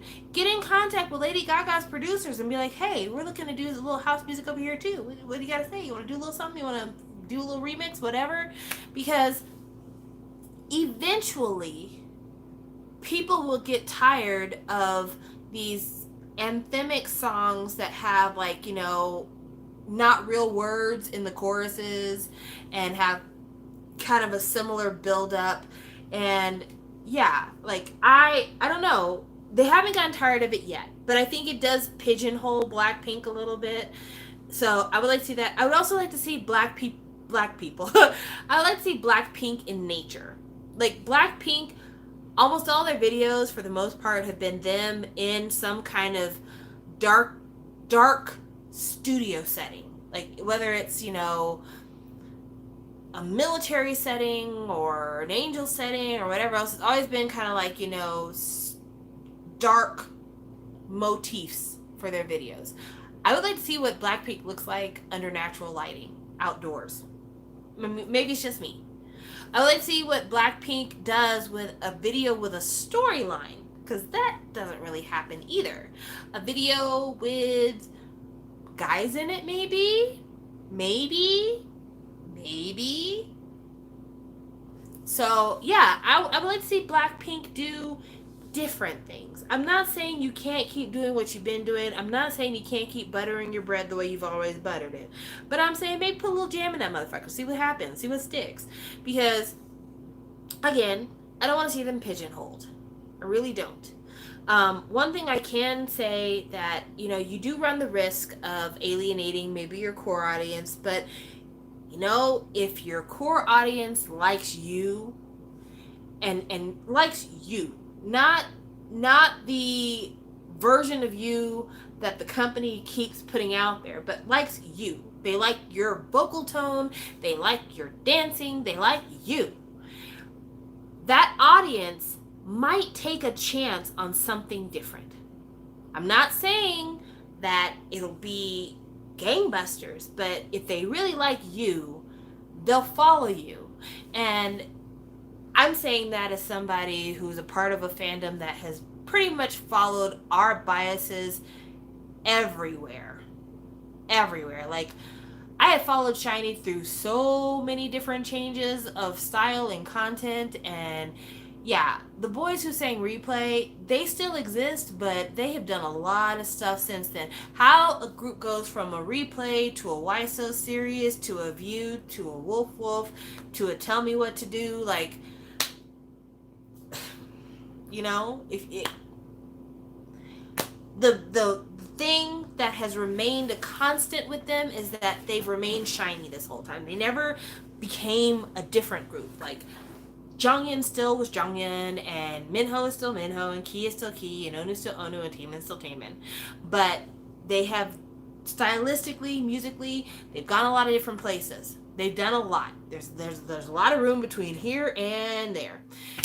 And again, what I like about them is not that they sing R&B. I don't like the fact that they have songs written by London Noise. I don't like the fact that they have songs written by The Stereotypes or any of that kind of stuff.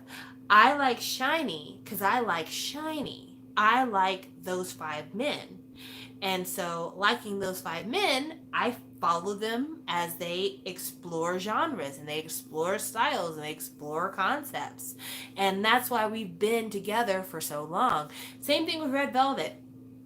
Red Velvet, from the jump, said, don't expect to know what our concept is because we're going to be giving you something different at every single turn.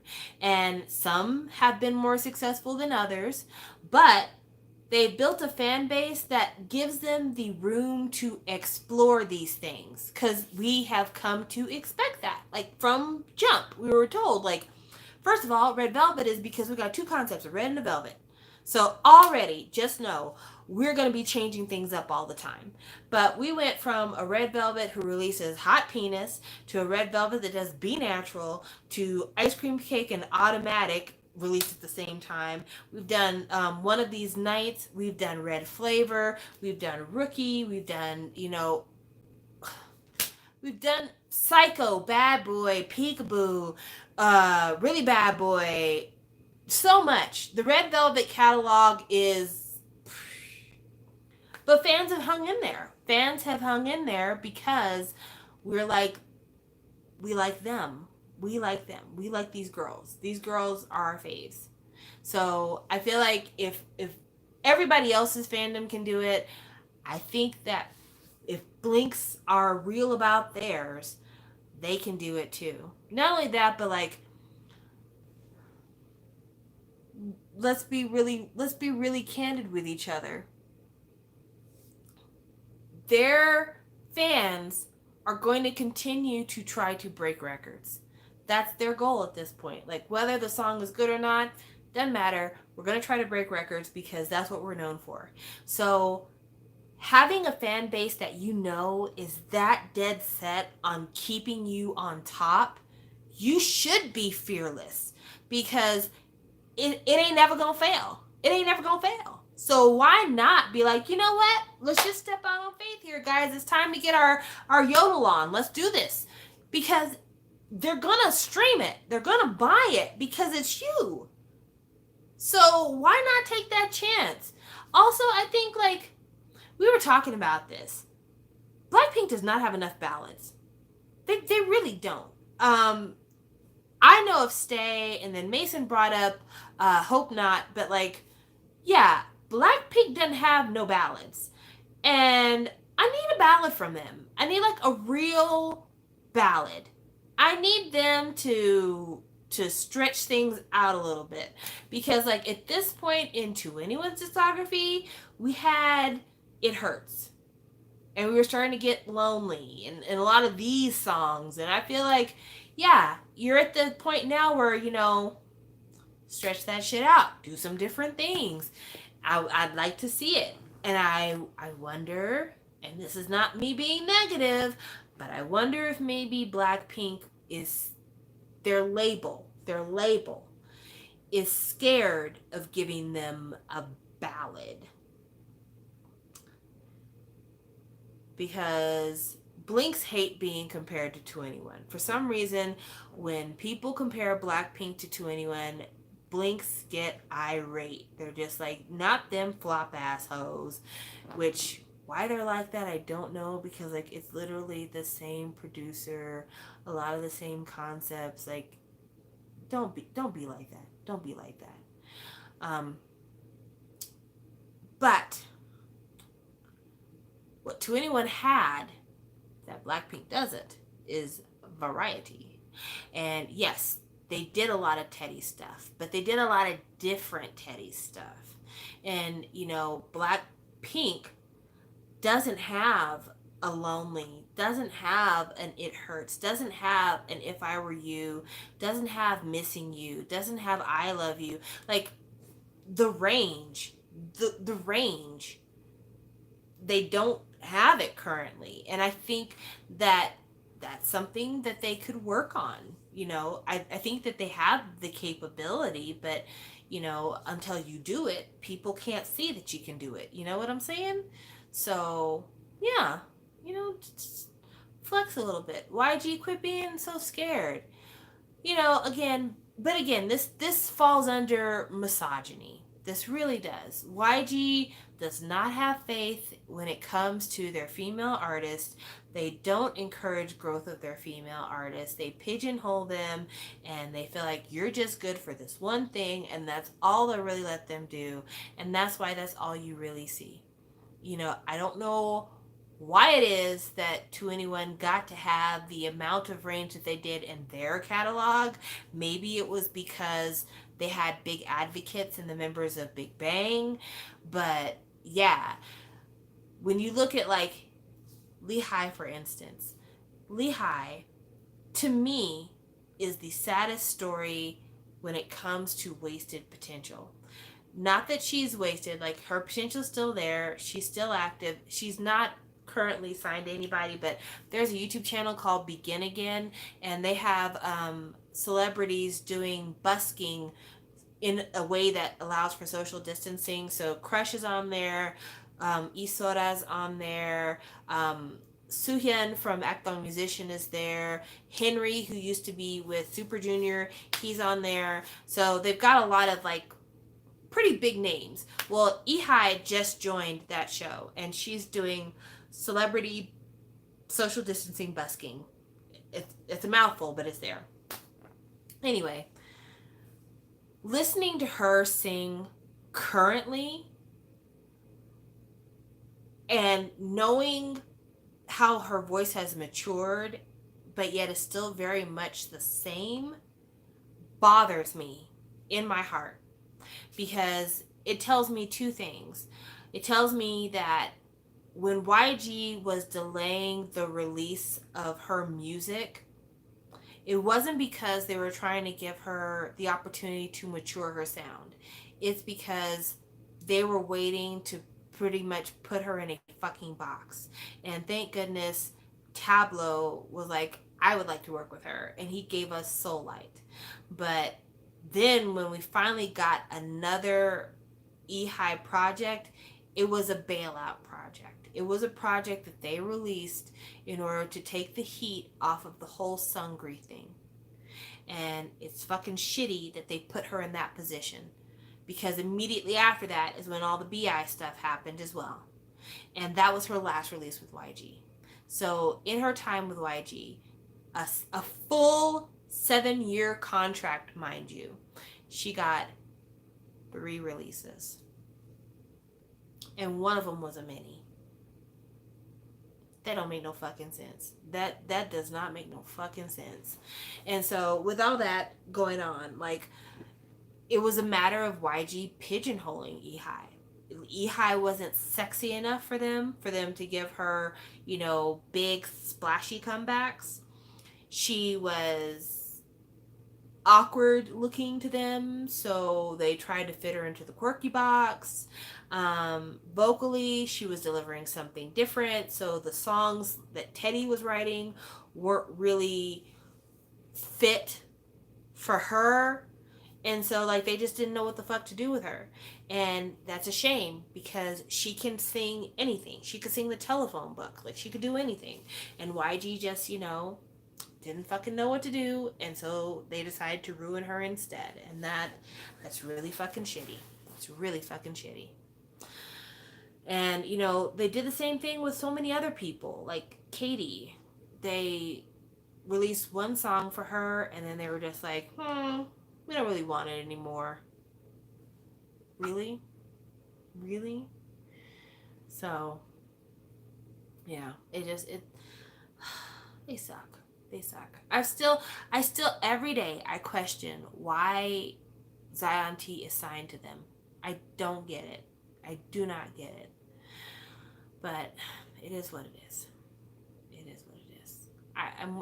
I hope that they have insurance on Teddy. Like, real talk, I hope that YG has signed many, many documents with Teddy, buying several compositions from him while he is currently living, and have taken an insurance policy on him in case anything was to happen to him in the future. Not that I want anything to happen to him, but I say that because I don't know what they would do with Blackpink if Teddy couldn't write for Blackpink. I'm serious, and I'm not even saying that as a joke. I'm not being facetious. Who would they employ to take over Blackpink's sound if Teddy couldn't do it? Because, like, even the song that they did with Lady Gaga, they brought Teddy in because they needed to keep it on brand, And so, yeah, I mean, have you guys got him insured, Lloyd's of London, like, just in case? Like, because you got a lot riding on this man.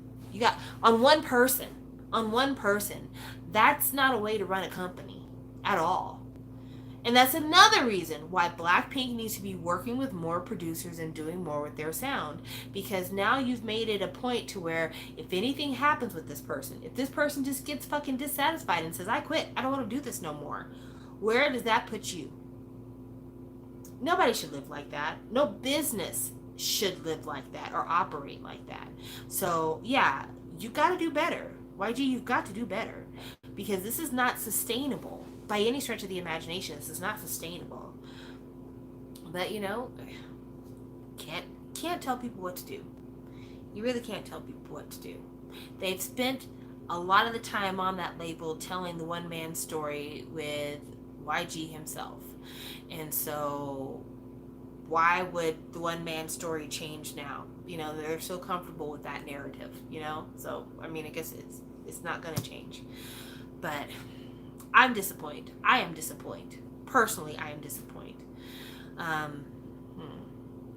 Anyway, so yeah, that's how I feel about all of that. I talked about that way longer than I anticipated that I would. Keep watching Good Girl. Good Girl still got some really good music coming out of it. Jiwoo, Ailey, and Hyoyeon did a song that was pretty nice. There's a lot of really good music coming out of there.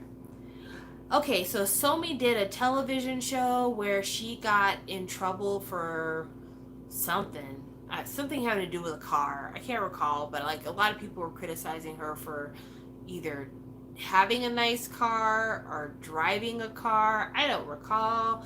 I remember seeing it in the gossip rags. But yeah, Somi, supposedly she's working on work, and on the show that she was on, she was in the studio and played like a clip of a piece of a song that she was working on. I think it was her and Lisa were together for that. I cannot recall. It's fuzzy because, like I said, it was a blip. But yeah, supposedly she's working on music. I don't know why. I think it's the wrong ministry for her, honestly. Like, okay, yes, she's signed to YG, and YG, they signed her as a musical artist. However, YG does have an acting department, a very popular acting department. Like, there's a lot of big names on YG's acting roster. I don't know why they don't work with her on acting. Like, that really is where she needs to focus all of her time and her efforts. Because acting is a much longer career, absolutely.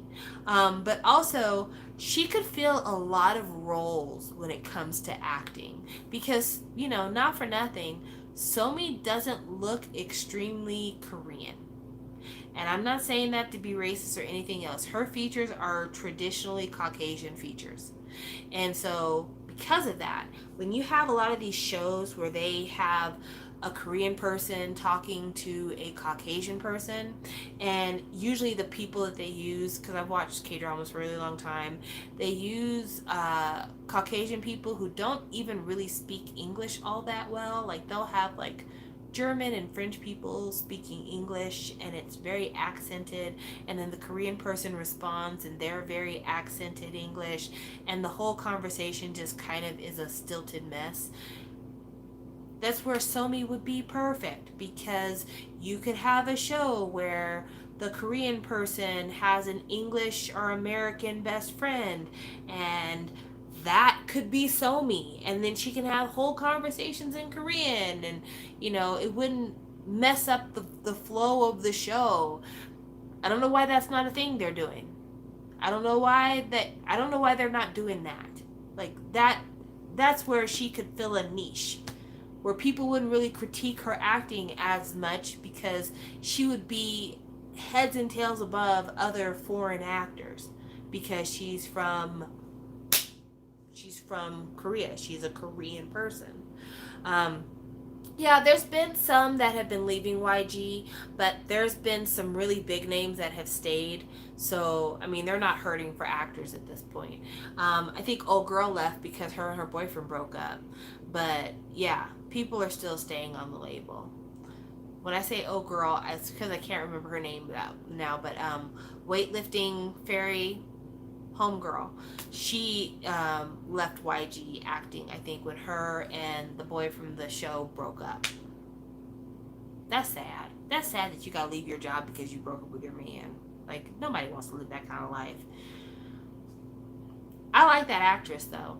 I tried to watch Weightlifting Fairy. I couldn't get into it, so like I think I abandoned it after 3 episodes. But she was in Cheese in the Trap, and Cheese in the Trap is a show that I watched to the very last second. And she was really good in that show because I hated her fucking guts. And if I hate your fucking guts, you're doing your job as an actress. Damn, I hated her in that fucking show. I hated her so much. Okay, so like, I have another channel here on YouTube called Shallow360 Chats, and I used to review K-dramas. And back when I reviewed K-dramas, I reviewed Cheese in the Trap. I used to do episode reviews, so like, the episode would be an hour, I would review for an hour. Like, I would talk my ass off on these reviews. Cheese in the Trap was the one review I did that to this day, I still feel the same emotions that I felt when I was reviewing it. Like, some of the things that I reviewed, after hindsight being 2020 and having a little time and sitting with my feelings, I would be like, okay, I don't really feel that way anymore. Cheese in the Trap, I stand by every fucking thing I ever said about that fucking show, and I stand by it 10 times over, even to this day. Cheese in the Trap was an absolute mess. And it was a mess not just because of everything that happened behind the scenes with filming and changing the script and everything else, but Cheese in the Trap was a fucking mess because the story itself made no goddamn sense. So, I'm gonna give you a quick whatevers.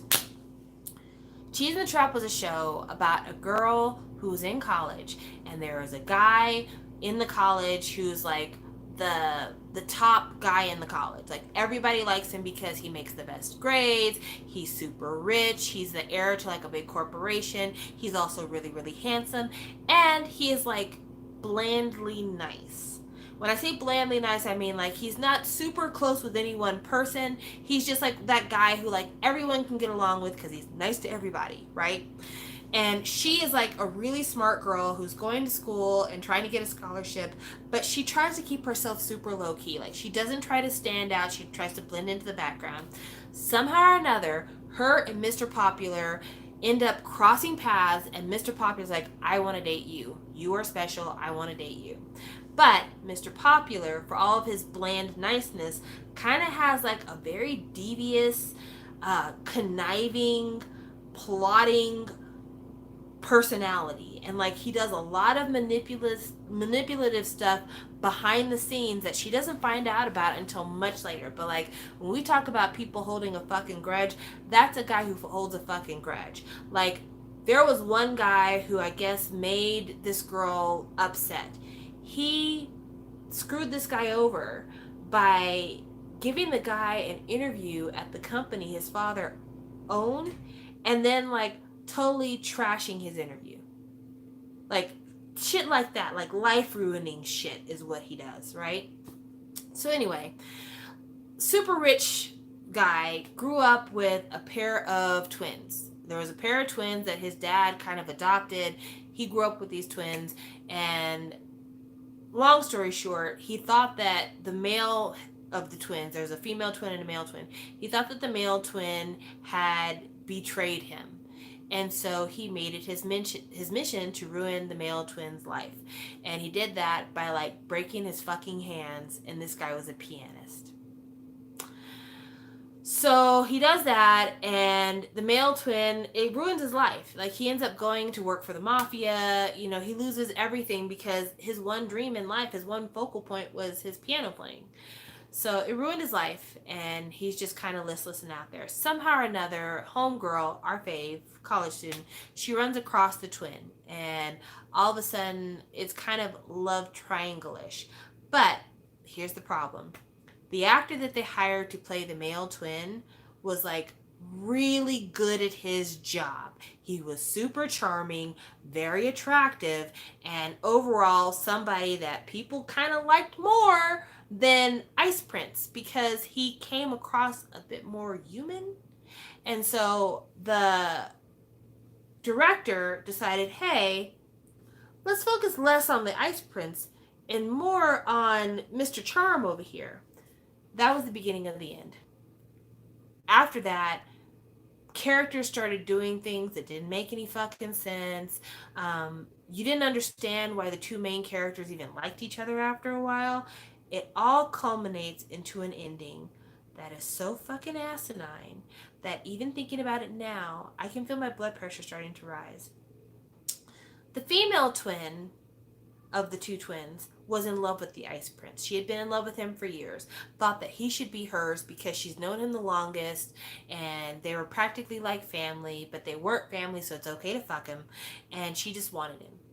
But she felt like Miss College Student was getting in her way. So in a manic episode, she pushes the college student in front of a car, and the college student is hit by a car and almost dies. Like, is in the hospital, in a coma, almost dies, right?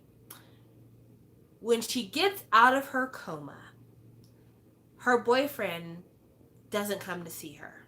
For, I would say, a month or so, doesn't come to see her. Finally, he comes to see her. And instead of her saying, where the fuck have you been? I got pushed in front of a car. I need you to help me press charges against this bitch because you could tell them about all of her crazy behavior. Instead, she's like, oh baby, it's been a month I haven't seen you. I can't wait to go back on dates with you again. And after she totally debases herself in front of him by wanting to get back to normal and back to dating, he tells her, actually, I've got some shit I need to work out, so I think it's best if we not see each other anymore.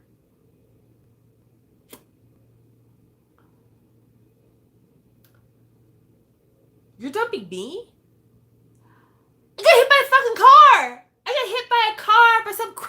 bitch you grew up with, who you screwed over her brother and did all kinds of other manipulative shit. I got hit by a car, and you're breaking up with me? You are breaking up with me. This is not how the situation works at all. I should be breaking up with you.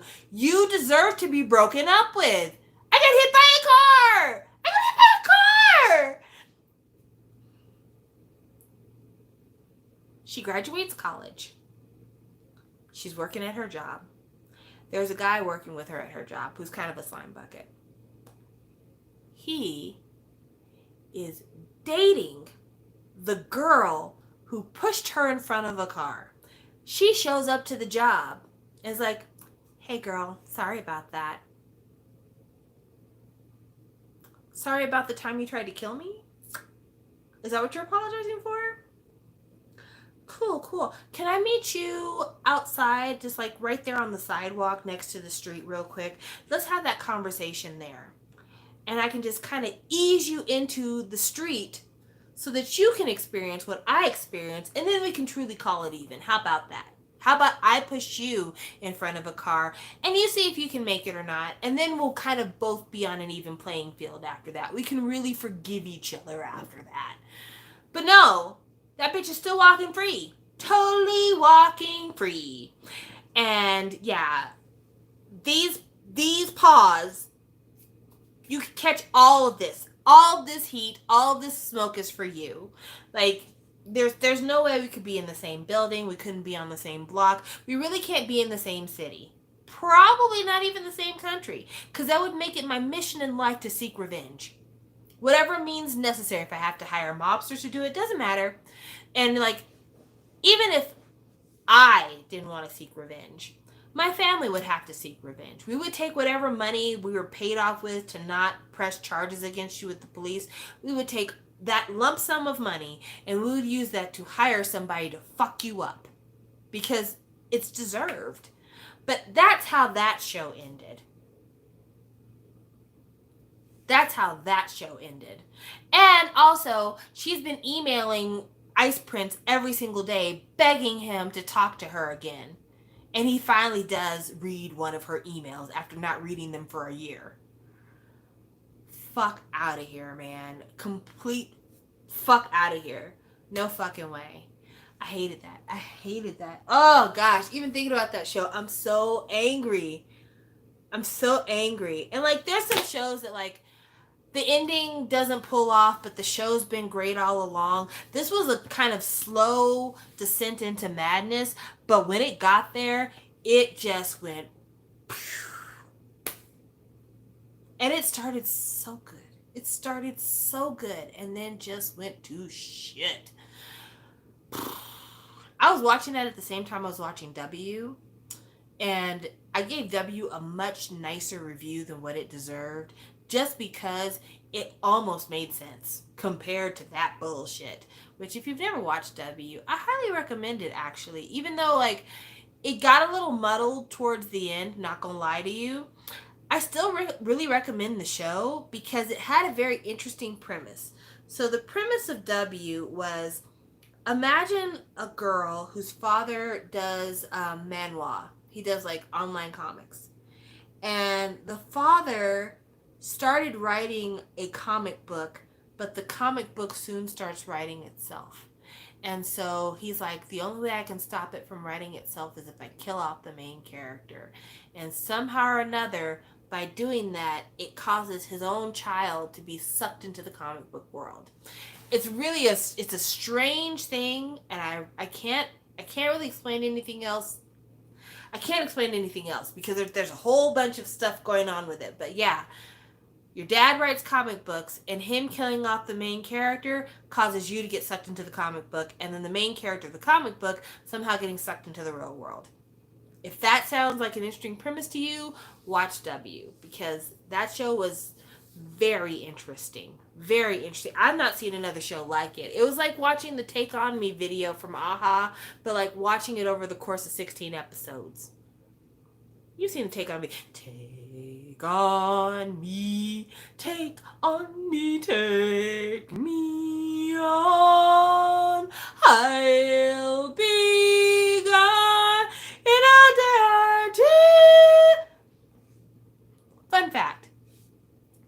until I was almost 30 that I realized that he was saying, I'll be gone in a day or two.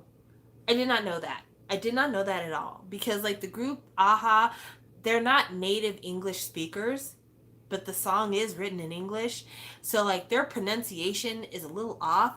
So, I don't know what it was I thought that they said, but I was watching, like, some lyric video or something, and I'm like, really? That's what they're saying? I had no idea. I thought it was some foreign word. But yeah, I was like, I'll be gone in a day or two. That's such an unnatural phrasing of those words, like for a native English speaker. But it works. It's catchy. It's catchy. Yeah, so, I mean, they're doing a much better job singing in English than I ever would singing in their language, but it's a little off-putting. If you've ever read, has anyone ever read the lyrics to Take On Me by Aha? It's actually, the song makes no sense. The song makes no sense at all. I'm going to go ahead and read it for you because this is fun. This is entertainment. This is what you come here for. This is what you came for. Okay, so I'm going to read the lyrics now. Please enjoy. We're talking away. I don't know what I'm to say. I'll say it anyway. Today's another day to find you. Shying away. I'll be coming for your love, okay? Take on me. Take me on. I'll be gone in a day or two. Needless to say, I'm odds and ends, but I'll be stumbling away, slowly learning that life is okay. Say after me, it's no better to be safe than sorry. Take on me. Right? Like, did you know those were the lyrics? It's just bizarre. It doesn't really make a lot of sense. To me, in English, it doesn't make a lot of sense. But that's one of the only two songs I know by Aha. I only know two songs by them. I know that song, and I know the soundtrack for the James Bond movie, the song Living Daylights. That one, the lyrics make even less sense. Like, the lyrics are just off the wall. Hey driver, where are we going? I swear my nerves are showing. Set your hopes up way too high. The living's in the way we die. Comes the morning and the headlights fade. 100,000 people, I'm the one they blame. I've been waiting long for one of us to say, save the darkness, let it never fade away in the living daylights. I guess. I don't know. There's a lot of songs written by groups that aren't native English speakers that don't make sense to me. And, sometimes it's not a problem because, like, the song just jams, so I don't need the song lyrics to make sense. But then there's other times where, like, I really hate the fact that I didn't pay attention to the lyrics because now, hindsight being 2020, it's like, yeah, maybe you shouldn't have jammed to that one because that's not great. That's actually pretty fucking terrible. So this is a prime example of like one of those times when I really wish I had paid a little bit more attention because the lyrics are actually really fucking trash. And this is something that went around on the internet probably about a year or so ago. The whole thing about it. I'm a 90s gal. I was in high school and middle school in the 90s, so I'm very fortunate for that. But when I was in middle school, Ace of Base was huge. They had a whole bunch of songs that I really remember listening to on the radio a lot, but The Sign was like the first big song, and then the first big song was All That You Want Is Another Baby. Then there was The Sign, and then there was Beautiful Life, and they had a few other songs, but those are the three that stand out the most in my mind. Okay, so I didn't know this until a couple of years ago that Ace of Base is like a white supremacist group. Had no fucking clue at all. And I remember like jamming super hard to those songs as a middle schooler, like really loving this music. And now being an adult and like actually listening to the lyrics of All That She Wants, I'm like, how'd you not catch like the undertones of this? Like, this is actually a really shitty fucking song. So I'm gonna read the lyrics and then we'll discuss. She leads a lonely life, she leads a lonely life.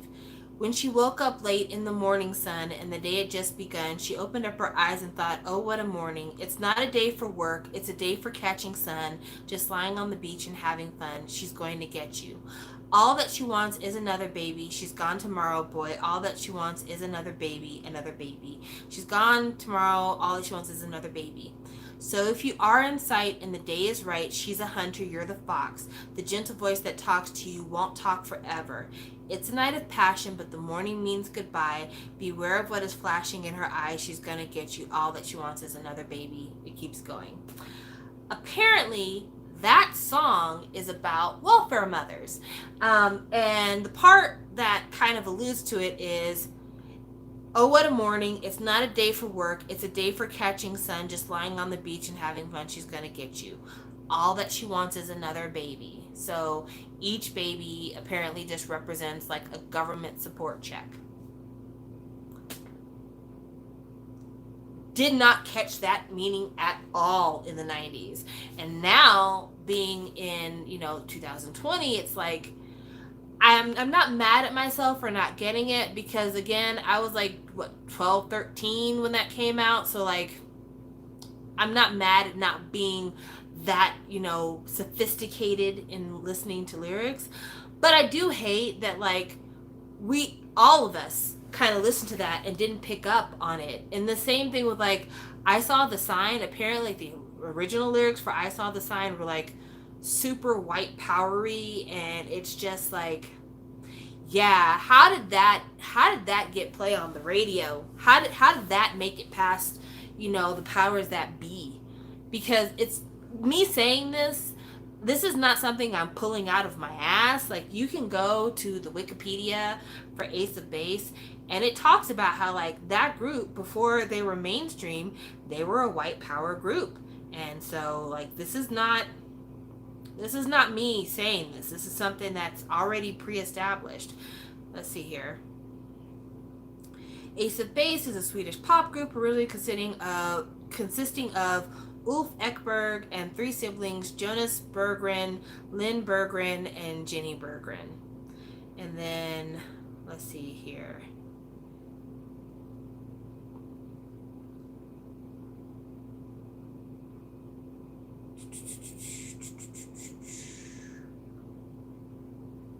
Sorry, I know I'm scrolling. You guys are ready for me to get off of here. I'm going to get off of here soon, I promise you. But I need to read that part because, again, I don't like saying stuff and not giving support because it makes me seem like an asshole. So that's the reason why.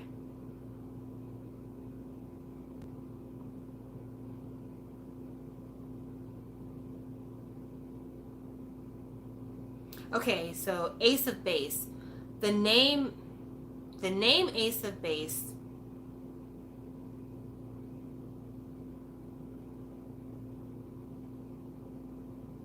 sorry about that, guy. I know that you guys are ready for me to move on, but I'm just going to talk about this. So, the term Ace of Base actually starts with like some kind of thing from like the Nazi era of World War II, and it was like a saying that kind of went with the whole white power thing. It's very hard for me to describe it because, again, that's not me, that's not my ministry, so I can't really. But yeah, the actual name itself, Ace of Base, is related to like a white power thing. And then like this is a picture of one of the members of Ace of Base, so I mean it's not a secret. But the original members are the founding members, Ulf and the other guy. They started their musical career as a skinhead group. Like, they just did. They had a Nazi punk band called Commit Suicide. That was their first group. So, like, this is not me exaggerating. This is not me making this shit up. Like, this is real. That's really what they are. Oh, speaking of which, did you guys know the eagle for Boy London is actually also rooted in Nazism? Like, that's really bizarre. Like, I never wore any Boy London merch, but I know that a lot of K-pop artists did for a while there. And yeah, that eagle on Boy London it's got a little shady past to it. So that's it.